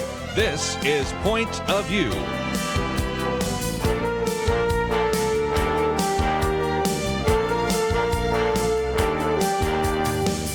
And now, Kerby Anderson. Thank you for joining me this hour. We're going to get into a couple of other issues. We'll talk about the Washington Redskins, just as an illustration, if nothing else, about the whole issue of what is perceived as being racist or inappropriate. We'll also talk about race relations as we get into the issue of ending blind auditions. That'll be more clearer in just a minute. And, of course, all week we've found ourselves talking about China. We do need to talk about that Yes. for at least a few minutes. And I know if some of the people around the table here want to talk about Anthony Fauci at the Washington Nationals game, too. But just before we take all those issues on, let's take another phone call. So we'll head out to Ohio first. Doris, I appreciate you calling today. All right. I just wanted to make a comment briefly about the gentleman who said that he would listen to the science, but the science keeps changing. That was me. Go ahead. Yes. I want to remind you that they told us from the very beginning that this is brand new and that they are learning as they go. For sure. Yeah. And we, again, want to give a lot of grace because we didn't know. But I guess part of it is how dogmatized. And Doris is right. That's why they called it the novel coronavirus. It was this is a new virus that is of a similar strain of things that we've had in the past, but it was definitely different. And that's, I think, where the Kelly's point, Doris, of the humility would come in, which is we don't know a lot of things about this, so we would think that such and such, or, our sense right now is that you want to do this, or we don't think this is helpful, or this may be helpful. But they didn't, in many cases, they didn't do that. I mean, when the Attorney General testifying before Congress said, stop wearing masks. It's about as dogmatic as you can get. It is. Now, he went on to say... Surgeon General, not Attorney General. You said Attorney General. I'm sorry. Surgeon General.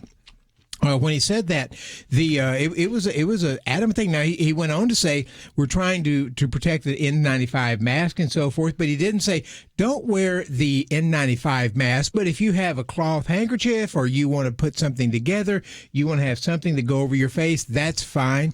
They didn't do that. They were fairly dogmatic about it, and that's where the problem from that is, then Democrats jumped onto that, and if somebody was wearing masks, then people said, you're not believing the science in this. You need to believe the scientists, except the science started changing. And so I agree with you that they didn't know it, but they didn't, in many cases, did not express the humility of we don't always know the things on this, so let's give ourselves a little bit of wiggle room. They oftentimes didn't do that. Speaking of Attorney General, I'm thinking of the Attorney General of the state of Texas saying, it's okay for you to actually have in-person classrooms. And over this last week, we have given you quotes from the American Academy of Pediatrics, and we've given you statements by the president and by the Secretary of Education, Betsy DeVos. And just the other day, we had a number of individuals that I quoted from the Harvard School of Public Health all saying, actually, the science says we should go and have classes in the fall, and students are going to be the safest of all. Then you go to USA Today, and it says Betsy DeVos is wrong, the president is wrong, and it's dangerous to have kids in the school. And after a while, people sometimes go, who do I believe? Yeah, some of this is just so silly, right? I mean, again, you'd like to look at the data, and again, knowing that people are going to be wrong about things, but they just need to not say things very unscientifically and very undoctor-like. I know this for a fact. I mean, doctors don't do that. They say, here's what the evidence shows, here's what the test shows, and so let's take this no opening of schools. To me, one of the greatest examples is Virginia. I mean, the governor just said we're not opening schools in Virginia. Now, what does the data show in Virginia? How many, I don't know if y'all know this, how many under the age of 19 have died in Virginia from COVID-19? 0. They're shutting down the schools. Now, when you shut down the schools, lives will be lost. Right. And lives will be dramatically altered to these children because you didn't open. So it's really bizarre. I mean, the behavior you watch in some of these places is not rational. And the doctors will tell you, the Fauci would say, it depends on where it is, right? And so it's really odd to watch. There's just a lot of fear and a lot of irrational decisions that are being made. And I listened to the news last night where there were teachers in Texas in Austin, I think, with a rally saying things like, I do not want to die, so I don't want to go back to school. So you have it's not just various groups. In some cases, it's the teachers' unions where teachers are stepping up and they're really putting pressure saying, I do not want to come up back on campus until the beginning of next year. Well, and again, in Los Angeles, the teachers union there says, well, we will go back to school if you pass Medicare for all, if you increase the pay us number. More. Yeah. Well, you've seen the whole list there. It takes a few minutes to go through the list, but it's just a list of all these political things that have to happen before we'll actually get into the schools. An alternative proposal or response to that would be, okay, well, you don't have to go back to school, but if you don't teach, you don't get paid. Mm-hmm. I mean, that's kind of how it works, right? If you don't want to go.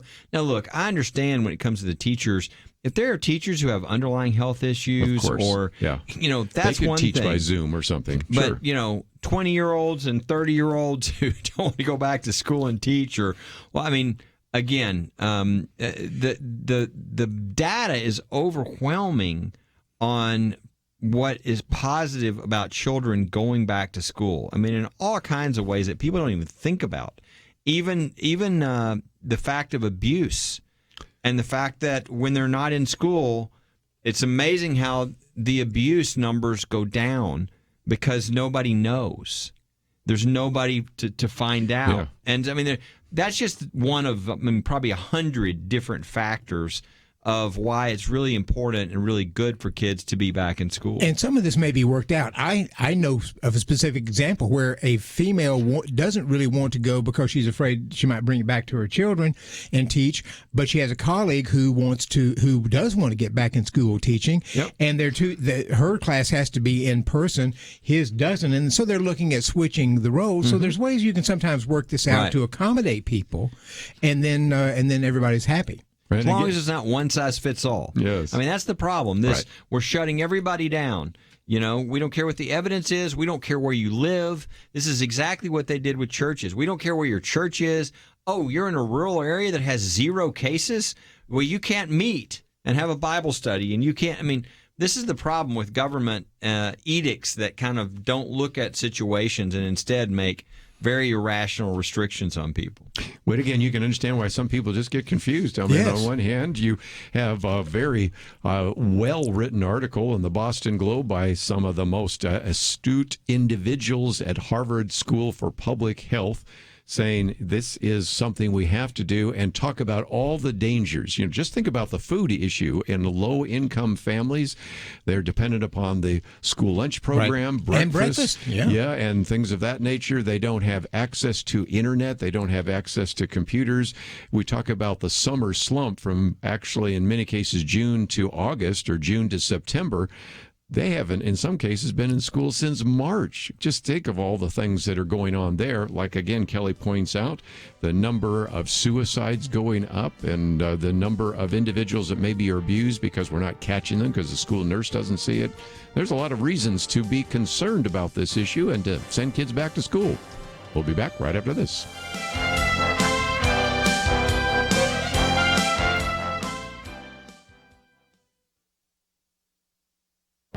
This is Viewpoints with Kerby Anderson. Well, Over the past few weeks, the term Marxism has been used quite a bit to describe the philosophy of both individuals and organizations. But what does this term mean?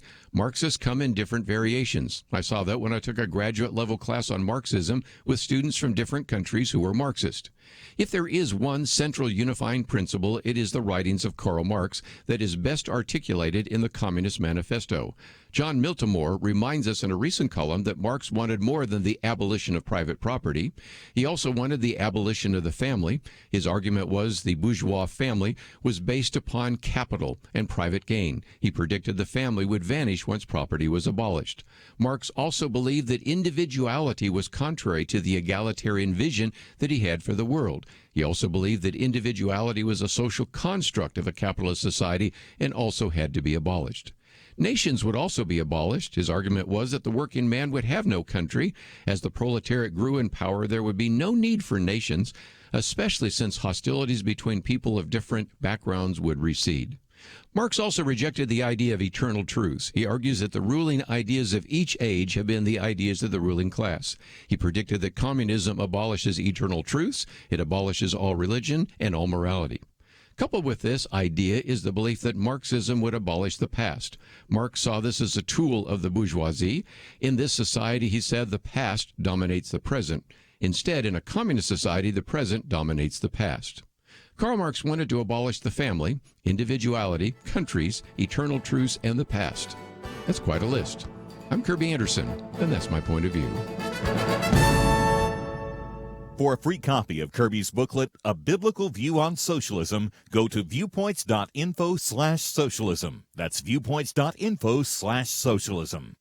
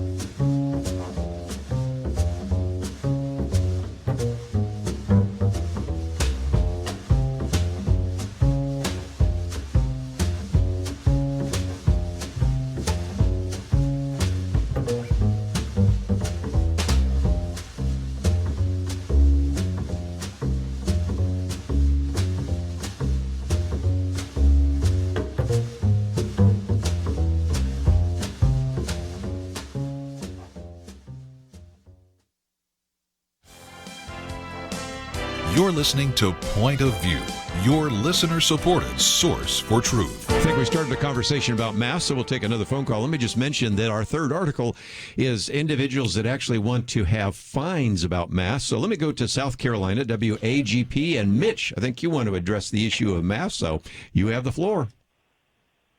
Yes, earlier you were talking about, I don't know if you were promoting or not promoting masks, but regarding medicine. Example I'll use, medicine on burn victims, they used to treat them with a wet dressing. The next year they change it to a dry dressing. Mm-hmm. The next year, 2 years later, back to a wet dressing. It's back and forth, so who knows what they'll find tomorrow to say masks are not profitable. That's one thing about masks. It does change. Back in the 50s, if you were a mother, you should be using formula because the scientists can make a much better product for your child than mother's milk. Then later on, it switches back, and now formula sort of off, and unless you have to have it, and mother's milk is supposed to be better. These things change over time. Yeah, but well, the mask thing. The interesting thing about the mask was, of course, and I don't know how many.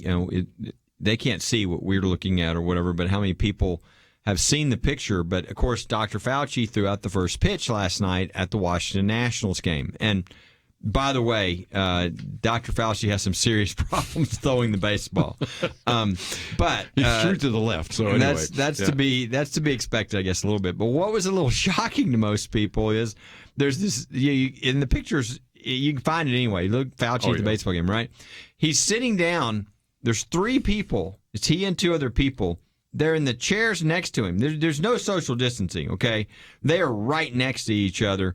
And his mask is off, and so is the person next to him. and you just scratch your head. That visual says it all. Yeah. So again, masks sometimes can create a lot of controversy, and if you'd like to read a little bit more, we've got some of those on the website. But I thought we'd get to a couple of other issues because the race issue has been a big one. And Dr. Merrill Matthews, we're going to have some fun with this because it says Redskins is gone, but changing Washington would be a much bigger job. Now, we do have some people in the building here that are really loyal Washington Redskins fans, which is hard to be in Dallas Cowboy country. But the old joke used to be not so long ago, Washington Redskins is controversial because the word Washington is. That joke isn't working very more, is it? It doesn't, because you've got people who are increasingly, as they started out with Confederates, they've moved to anybody who owned slaves at one time, plus people who didn't own slaves at one time, plus I think even some African Americans and others. Abolitionists and former slaves got statues pulled down. Yeah. And Time magazine just recently published an article by a person who suggested that there are a lot of counties and cities named after Confederates. So if you're pulling down Confederate statues, maybe you should change the name of some of the counties and cities. But we have counties and cities and others that are named after our founding fathers who owned slaves. And so I went through and got a list of a number of the counties and cities and other things named after George Washington.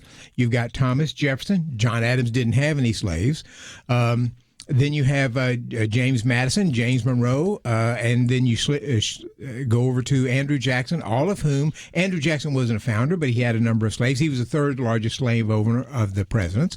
So if you're going to start changing names, I list a number of those names that are down there. And Washington has got, I think, 88 cities. He's the largest. But you've got counties and cities and townships and forts and high schools and all kinds of things named after these. So if you're going to get rid of any reference to one of our founding fathers who was white and oftentimes many of whom owned slaves, you've got a really big job ahead of you. I would think so. Well, including you got to rename the city of Washington, D.C. You've got to rename the state of Washington. This stuff is so ridiculous. Take down the Washington Monument. It's really an easy principle that I think, if they ask this poll question, the vast, vast majority of Americans would agree, which is if a statue is there and the statue is not celebrating the particular sin of that individual, the fact that we can find plenty of sins in their background is no basis for tearing down the statue. What is the statue being offered for? Is it being offered for something else they did?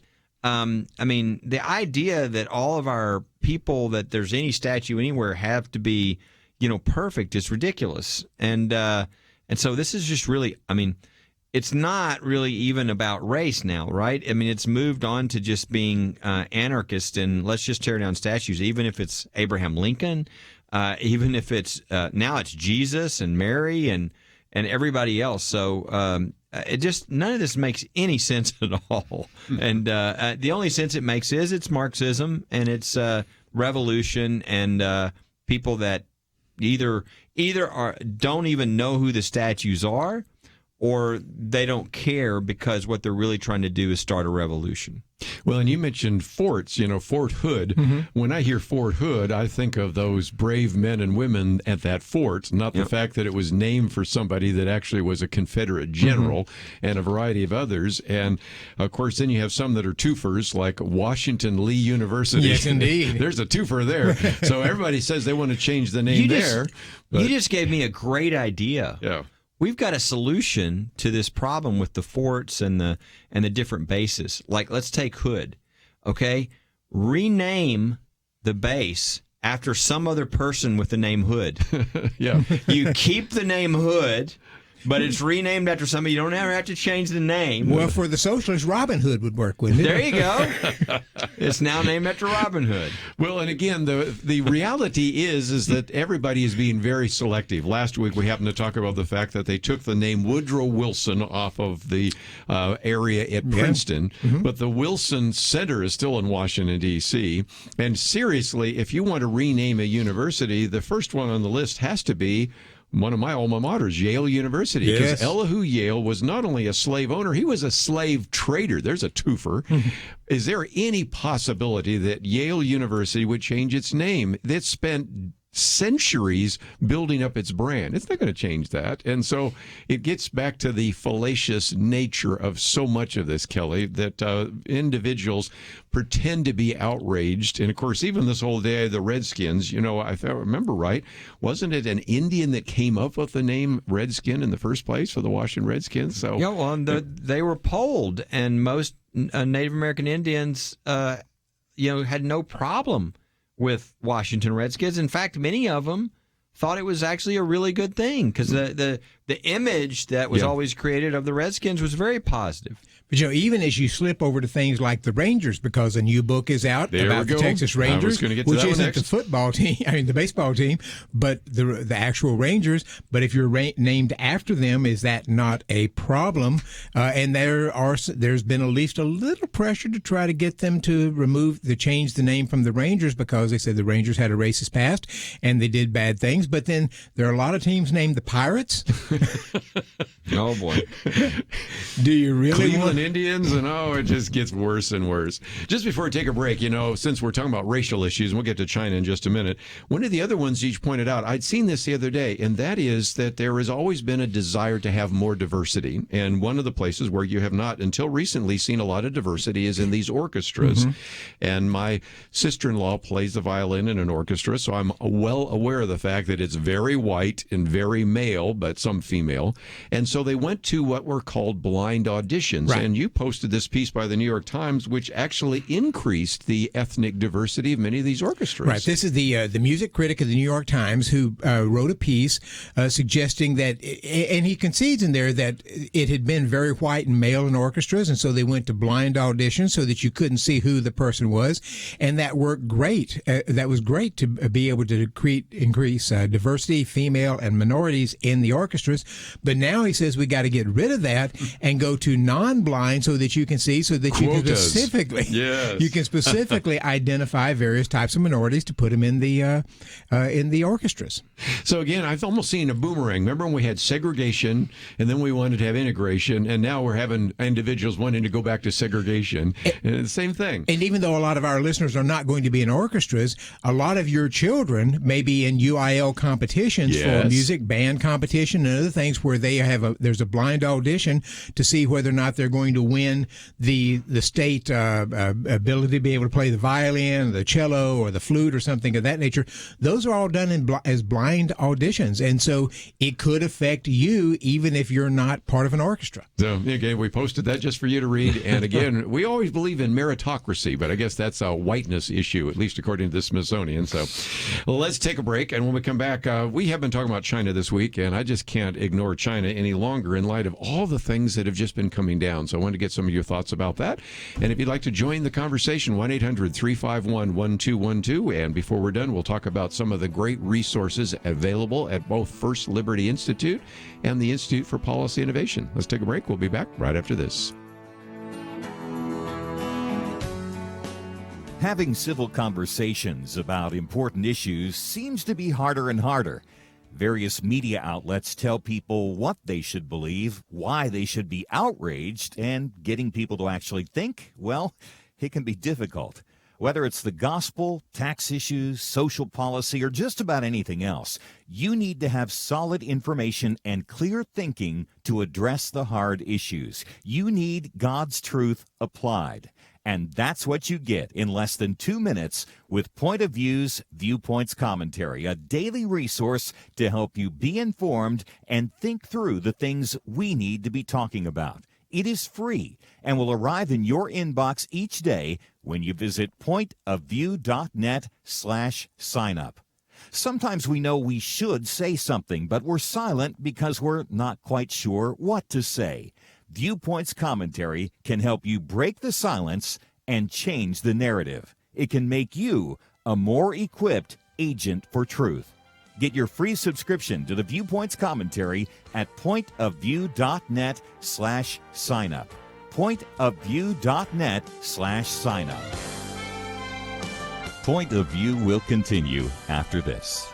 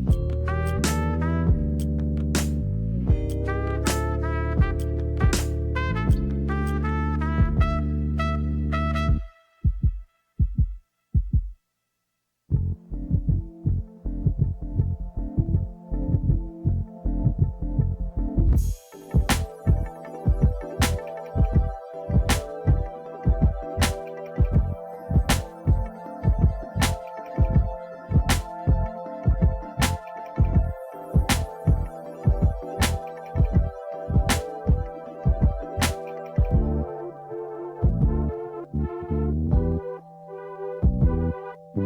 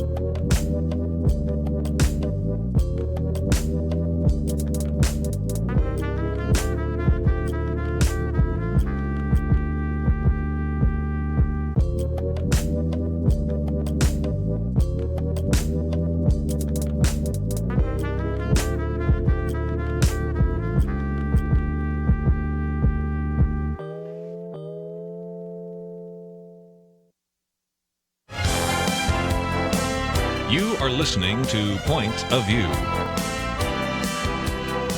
The opinions expressed on Point of View do not necessarily reflect the views of the management or staff of this station. And now, here again is Kerby Anderson. Final half hour, we'd like to join our conversation, 1-800-351-1212. And we have Kelly Shackelford and Dr. Merrill Matthews. And before we're done, we'll talk about what is available at both of their websites. But Roger Kimball does it this way. He says, you remember back in the summer of 2015 where all the cleverest people made fun of candidate Donald Trump for obsessing about China? As a matter of fact, they even made a video, which you can still see on YouTube, where you hear him saying, China, China, China. Everybody's laughing about candidate Donald Trump. Well, this week we talked about the fact that the FBI Director Christopher Wray gave a shocking presentation in which he said that half of all of the FBI's current counterintelligence cases are focused just on China. Counterattacks, predatory practices, economic espionage. This week, guess what? You have in Houston, one of these Chinese consulates. There's an embassy in Washington, D.C., and then there are about 7 consulates around the country, which Donald Trump says, you go back to China. And now China wants to get rid of one of ours. But Mike Pompeo warning about the fact that Chinese leaders are engaged in military actions in the South China Sea. Attorney General William Barr critical not only of the Chinese government, but how big tech and Hollywood cooperates. This China issue may be a foreign policy issue. What do you think? It's a huge issue, and something that hasn't been talked about recently is it also ties in heavily in a bad way for Vice President Biden. You've got his son, receiving over $1 billion in funds to invest when his son has no experience in that. And it's definitely, I mean, if you want to know, like, who's going to be tougher on China, I mean, I think it's clear, Trump's been fighting with China the whole time a little bit, trying to get them to move their trade agreement where they've been just basically raking us over the coals money-wise because we haven't been paying attention. But you add to that the negatives on the Biden side. I mean, the idea that, when a country gives your son over $1 billion to invest, do you think that influences you? Do you think that makes you maybe somebody who you can't trust to be tough on them? So I think it probably at some point will rise as a pretty big issue during the campaign. Well, Donald Trump put China on the map as far as a political issue because Democrats tended to dismiss any kind of problem going on. And in fairness, since President Xi has been in, he has increasingly sort of clamped down. So what might have been, when people say, yeah, they've been doing this, 10 years ago we weren't doing that. 10 years ago it was not the issue that it is today. He has increasingly clamped down on the Uyghur Muslims, on artificial intelligence, tracking people, and other things. So that's just been going on for some time, and it's gotten worse.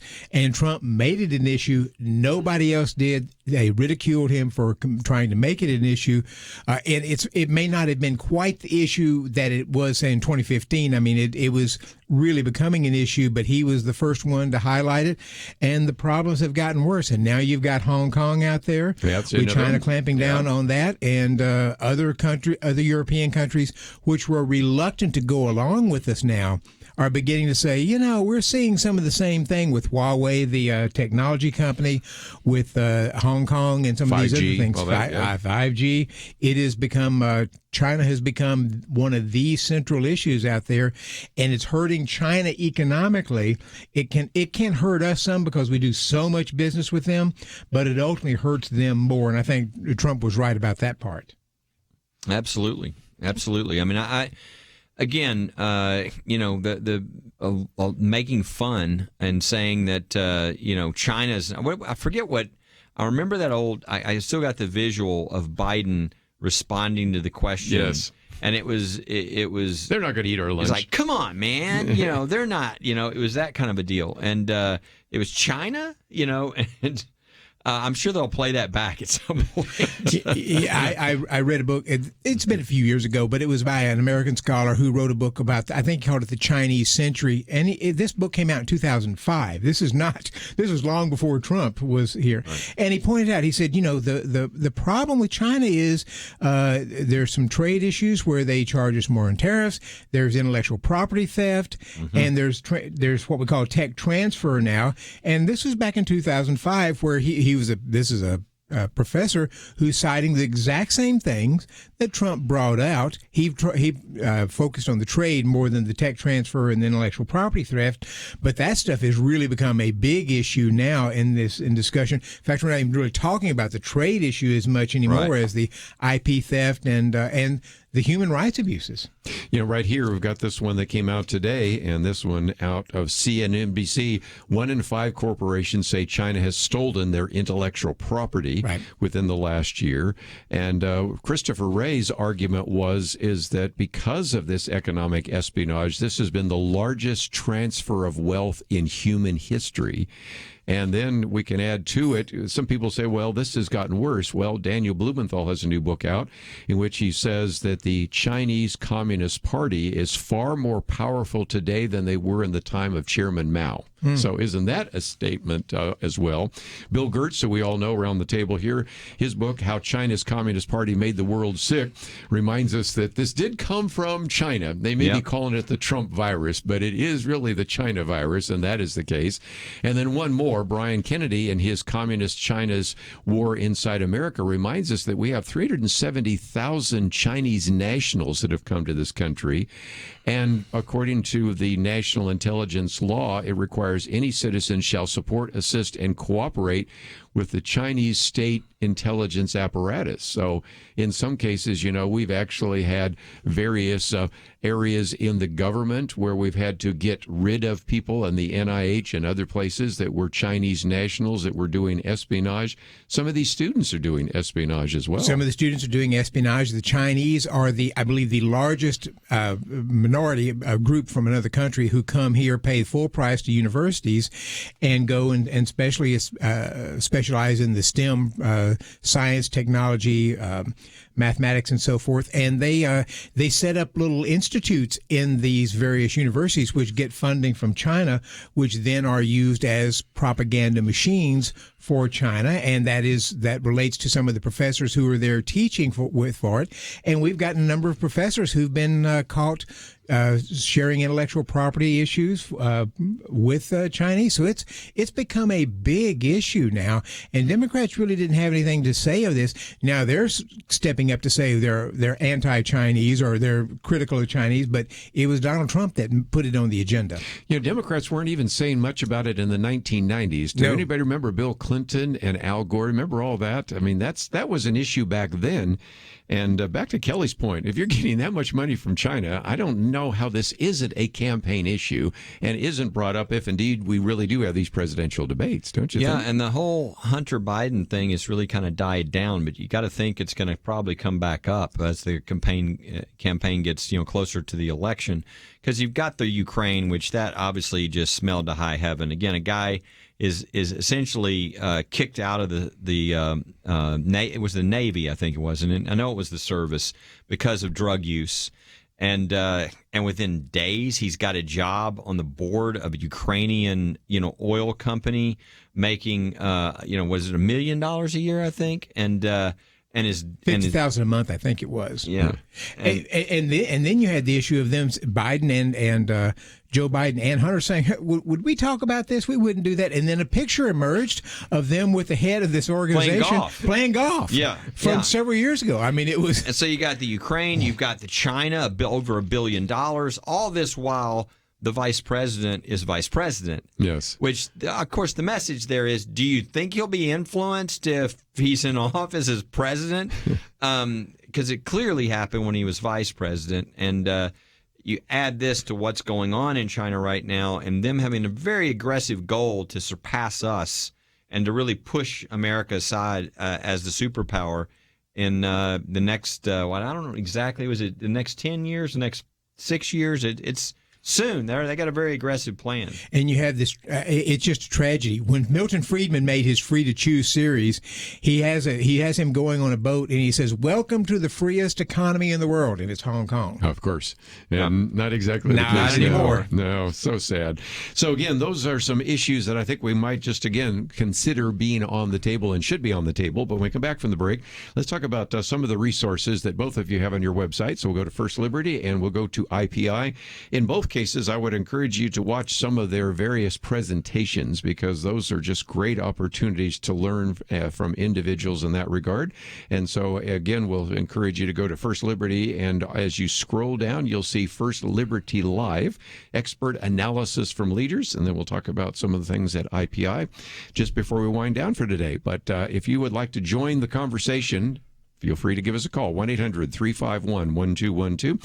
Nothing else, we have articles on everything from the canceled Republican convention, what's happening in Portland, mask, Anthony Fauci, ending blind auditions, changing the name Washington Redskins, and we have a few other things we'll get to, but let's take a break. We'll come back with more right after this.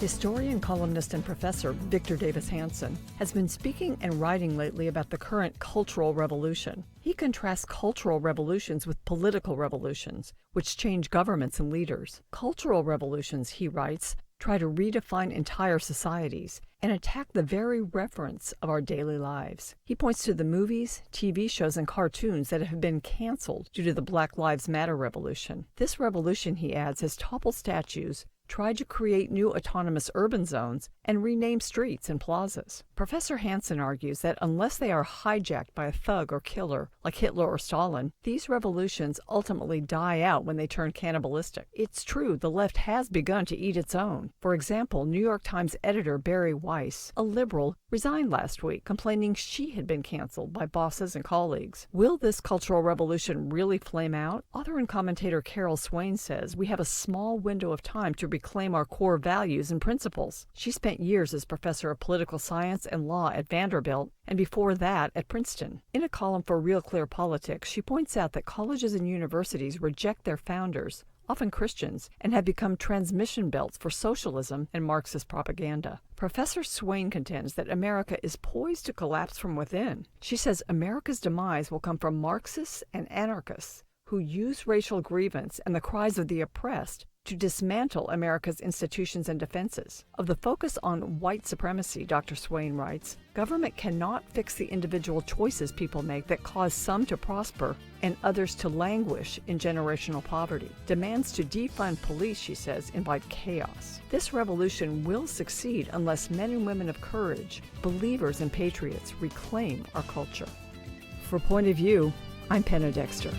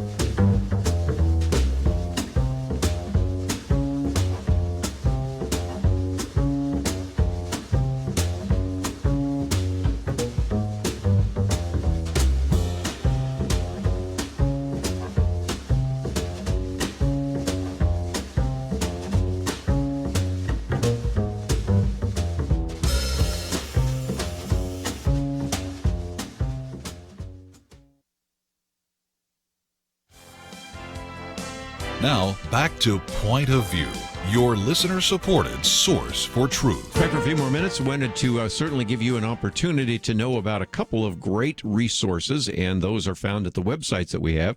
First Liberty Live. And Kelly, I was just thinking about the fact that you've had Ted Cruz, you've had Alan West, you've had Dinesh D'Souza, Chad Hennings, and of course we've talked about Al Mohler, and you have one coming up which I think is going to be really fascinating as well. So tell us about First Liberty Live and how people can find out some of that information. Then we'll take some more phone calls. First Liberty Live, we have not every week. It's not regular. It's just when we have a great guest that we think will be a good discussion, and people can watch it live. But we've also taped those past ones. And in fact, I would encourage people, if they want to at least know about these as they come up, because they're not going to see them elsewhere, if they'll go to firstliberty.org and you can scroll down and see the First Liberty Live and click on there, you can become a subscriber. All that means is you'll get an email telling you there's going to be a First Liberty Live in 2 days or whatever, and then you can watch it if you want. And if you miss it, it will allow you to see it.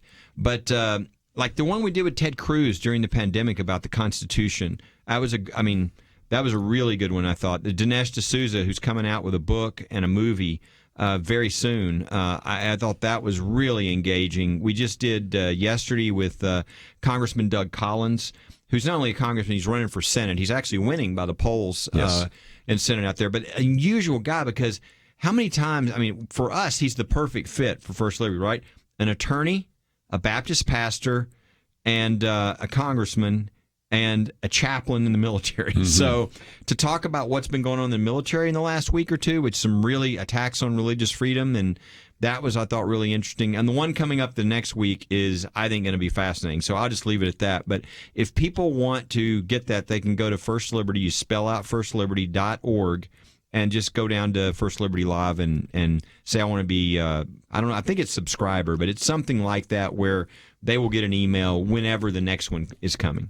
And Dr. Merrill Matthews, you have one coming up with Michael Schellenberger. Mm-hmm. And again, his conversation on environmental alarmism, because he, in many cases, drank deeply from this environmental idea. As a teenager, he started. And really got involved. And then more recently, of course, has written his book, which you talked about with him just the other day. And people can sign up for that. It is Thursday, August 6th. So again, these are coming up for people to know a little bit more about. And if you find yourself saying, is this Green New Deal and all this alarmism that I'm hearing about really true? Here's a guy that's been on both sides of the issue. Right? Indeed. And he finally, he's still an environmentalist. He believes the earth is warming and so forth, but he believes that a number of the proposals, especially from environmental groups, are counterproductive, or even destructive in many ways. And so he proposes some other things, and he's a big fan of nuclear, but he feels like the environmental movement has essentially taken on a religious sort of cast in its approach.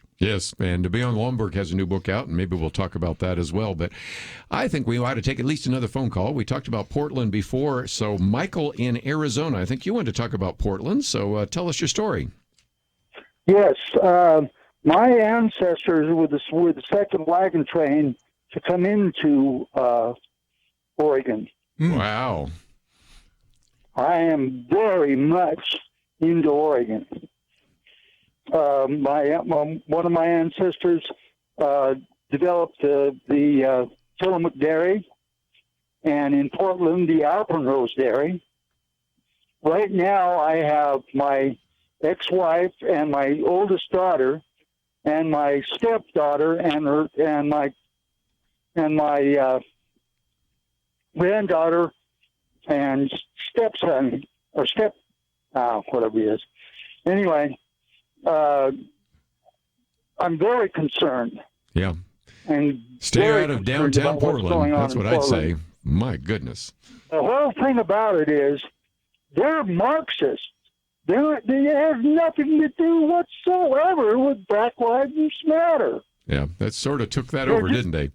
Yeah, any thoughts about that? We only got a couple of minutes left. I'd love to think, because in some respects, very legitimate concern about the death of George Floyd. But this very quickly got co-opted, didn't it? It did. The one thing that's, to me, fascinating, people don't talk about this, but if I'm the Democratic Party, I want to talk against this. Okay? I see this as an opportunity for Trump, because he's actually bringing, most people look at that and they don't agree with it. Okay. I mean, vast amount of people. But what's fascinating to me is they can't speak against it. I mean, that tells you a lot. That's really kind of creepy because if you're running Biden's campaign, you want Biden out speaking against the violence and the rioting and the, and I don't mean just saying in a sentence with a bunch of other things, oh, I'm against the rioting, blah, blah, blah. I mean, coming out and saying this is wrong. This is not America. He can't do that. And indeed, they're embracing it. Yep. I mean, you have Alexandria Ocasio-Cortez did a Twitter video where she talks about, now, why would these people be rioting? Maybe it's because they lost their jobs. Was that why they're bringing the flat screen televisions out of the buildings they're looting? Yeah. Does that explain the big bottles of liquor I saw them bringing out of places they were looting? They just, grandma didn't have enough liquor in the house, so we have to do. It's amazing the kind of things that they're doing to, if not justify, embrace what's going on. And I think again, people are concerned. If the president was trying to bring in a bunch of, troops from the military or whatever to, that would be one thing. I mean, there are people who, conservatives who don't like that idea of federalizing right. and all. I mean, but I think it's really unfair to criticize this. This president can get a lot of criticism for a lot of things justifiably, right? But one of them is not that he doesn't respect local control and federalism. I mean, they were begging him during the pandemic to take everything over nationally. But instead, he followed the Constitution. He said, no, this is a health and safety, and that's controlled constitutionally by the governors. The governors make the decisions. We're going to help them. We're going to serve. We're going to do this. And in this case, in like Portland and Chicago and all these places, he's offering help. If he has to, he sends people in, as he's doing in Portland, to protect federal buildings. He's doing exactly constitutionally. So, I know the liberals and the people that hate Trump would love to sort of make him the dictator who wants to take all power. But that really is not a fair, that's not what the facts show. Okay, he's got lots of problems. You can criticize him for that. This one is not the one. What he's doing is appropriate. And I think the American people would agree that you should protect the federal courthouse in Portland. And that you should, do everything you can to support, but he can't force his way into other non-federal areas. Well, again, we're hoping that the American people see beyond this, and we're encouraging people to have some level of discernment, because when you hear people calling this the secret police or the Gestapo or something like that, I'm hoping most people see through that. But, Michael, appreciate your phone call, and if nothing else, let's pray for his family and anybody else up there finding themselves in Portland, or even the other day, 12 people shot outside of a funeral home in Chicago. I mean, just the carnage that is taking children. place. Yeah, it's just amazing. So, first of all, if you would like to know more, firstliberty.org, IPI.org, and you can find some of the information we've been talking about. So I want to thank both of you for joining us today here on Point of View. Thank you for having us. Yes. We need to say goodbye for this weekend, and coming back on Monday, we have a lot more to cover. So we're looking forward to that. If you find yourself saying, I'd really like to hear some of this again, or send some of this on to someone else, you can certainly do so. Benedexter's commentary today is on cultural revolution, and you may have had a chance to hear that if you were listening by computer, or you can get a copy of it by simply going to the website, Mine Today on Marxism. And as a matter of fact, if you sign up, yours will show up in your inbox by tomorrow. So all of it available at the website, pointofview.net, as well as many of these other articles that we've been referring to. But we encourage you to have a great weekend, and we look forward to seeing you back here on Monday, right here on Point of View.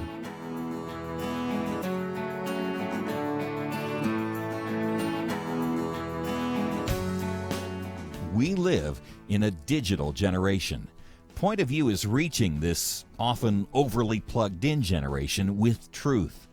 You can keep up with us 24 hours a day using your phone, your tablet, your laptop, or your desktop. Search for the Point of View Radio Talk Show on Facebook, where you can keep up with today's issues, learn about current and upcoming guests by liking us on Facebook. Also, follow us on Twitter. Our handle is @Point of View RTS. That stands for Point of View Radio Talk Show. Learn, interact, make a difference with Point of View using new media. And here's one way you can make a big difference. Help us increase our reach by spreading the word among your friends. Share a Facebook post. Tag us in a tweet. With enough joining us to plant seeds, we'll see a tremendous harvest. Come on, it only takes a minute.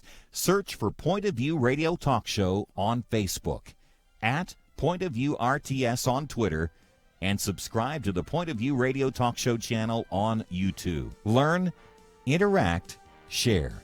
The Point of View Radio Talk Show. Point of View is produced by Point of View Ministries.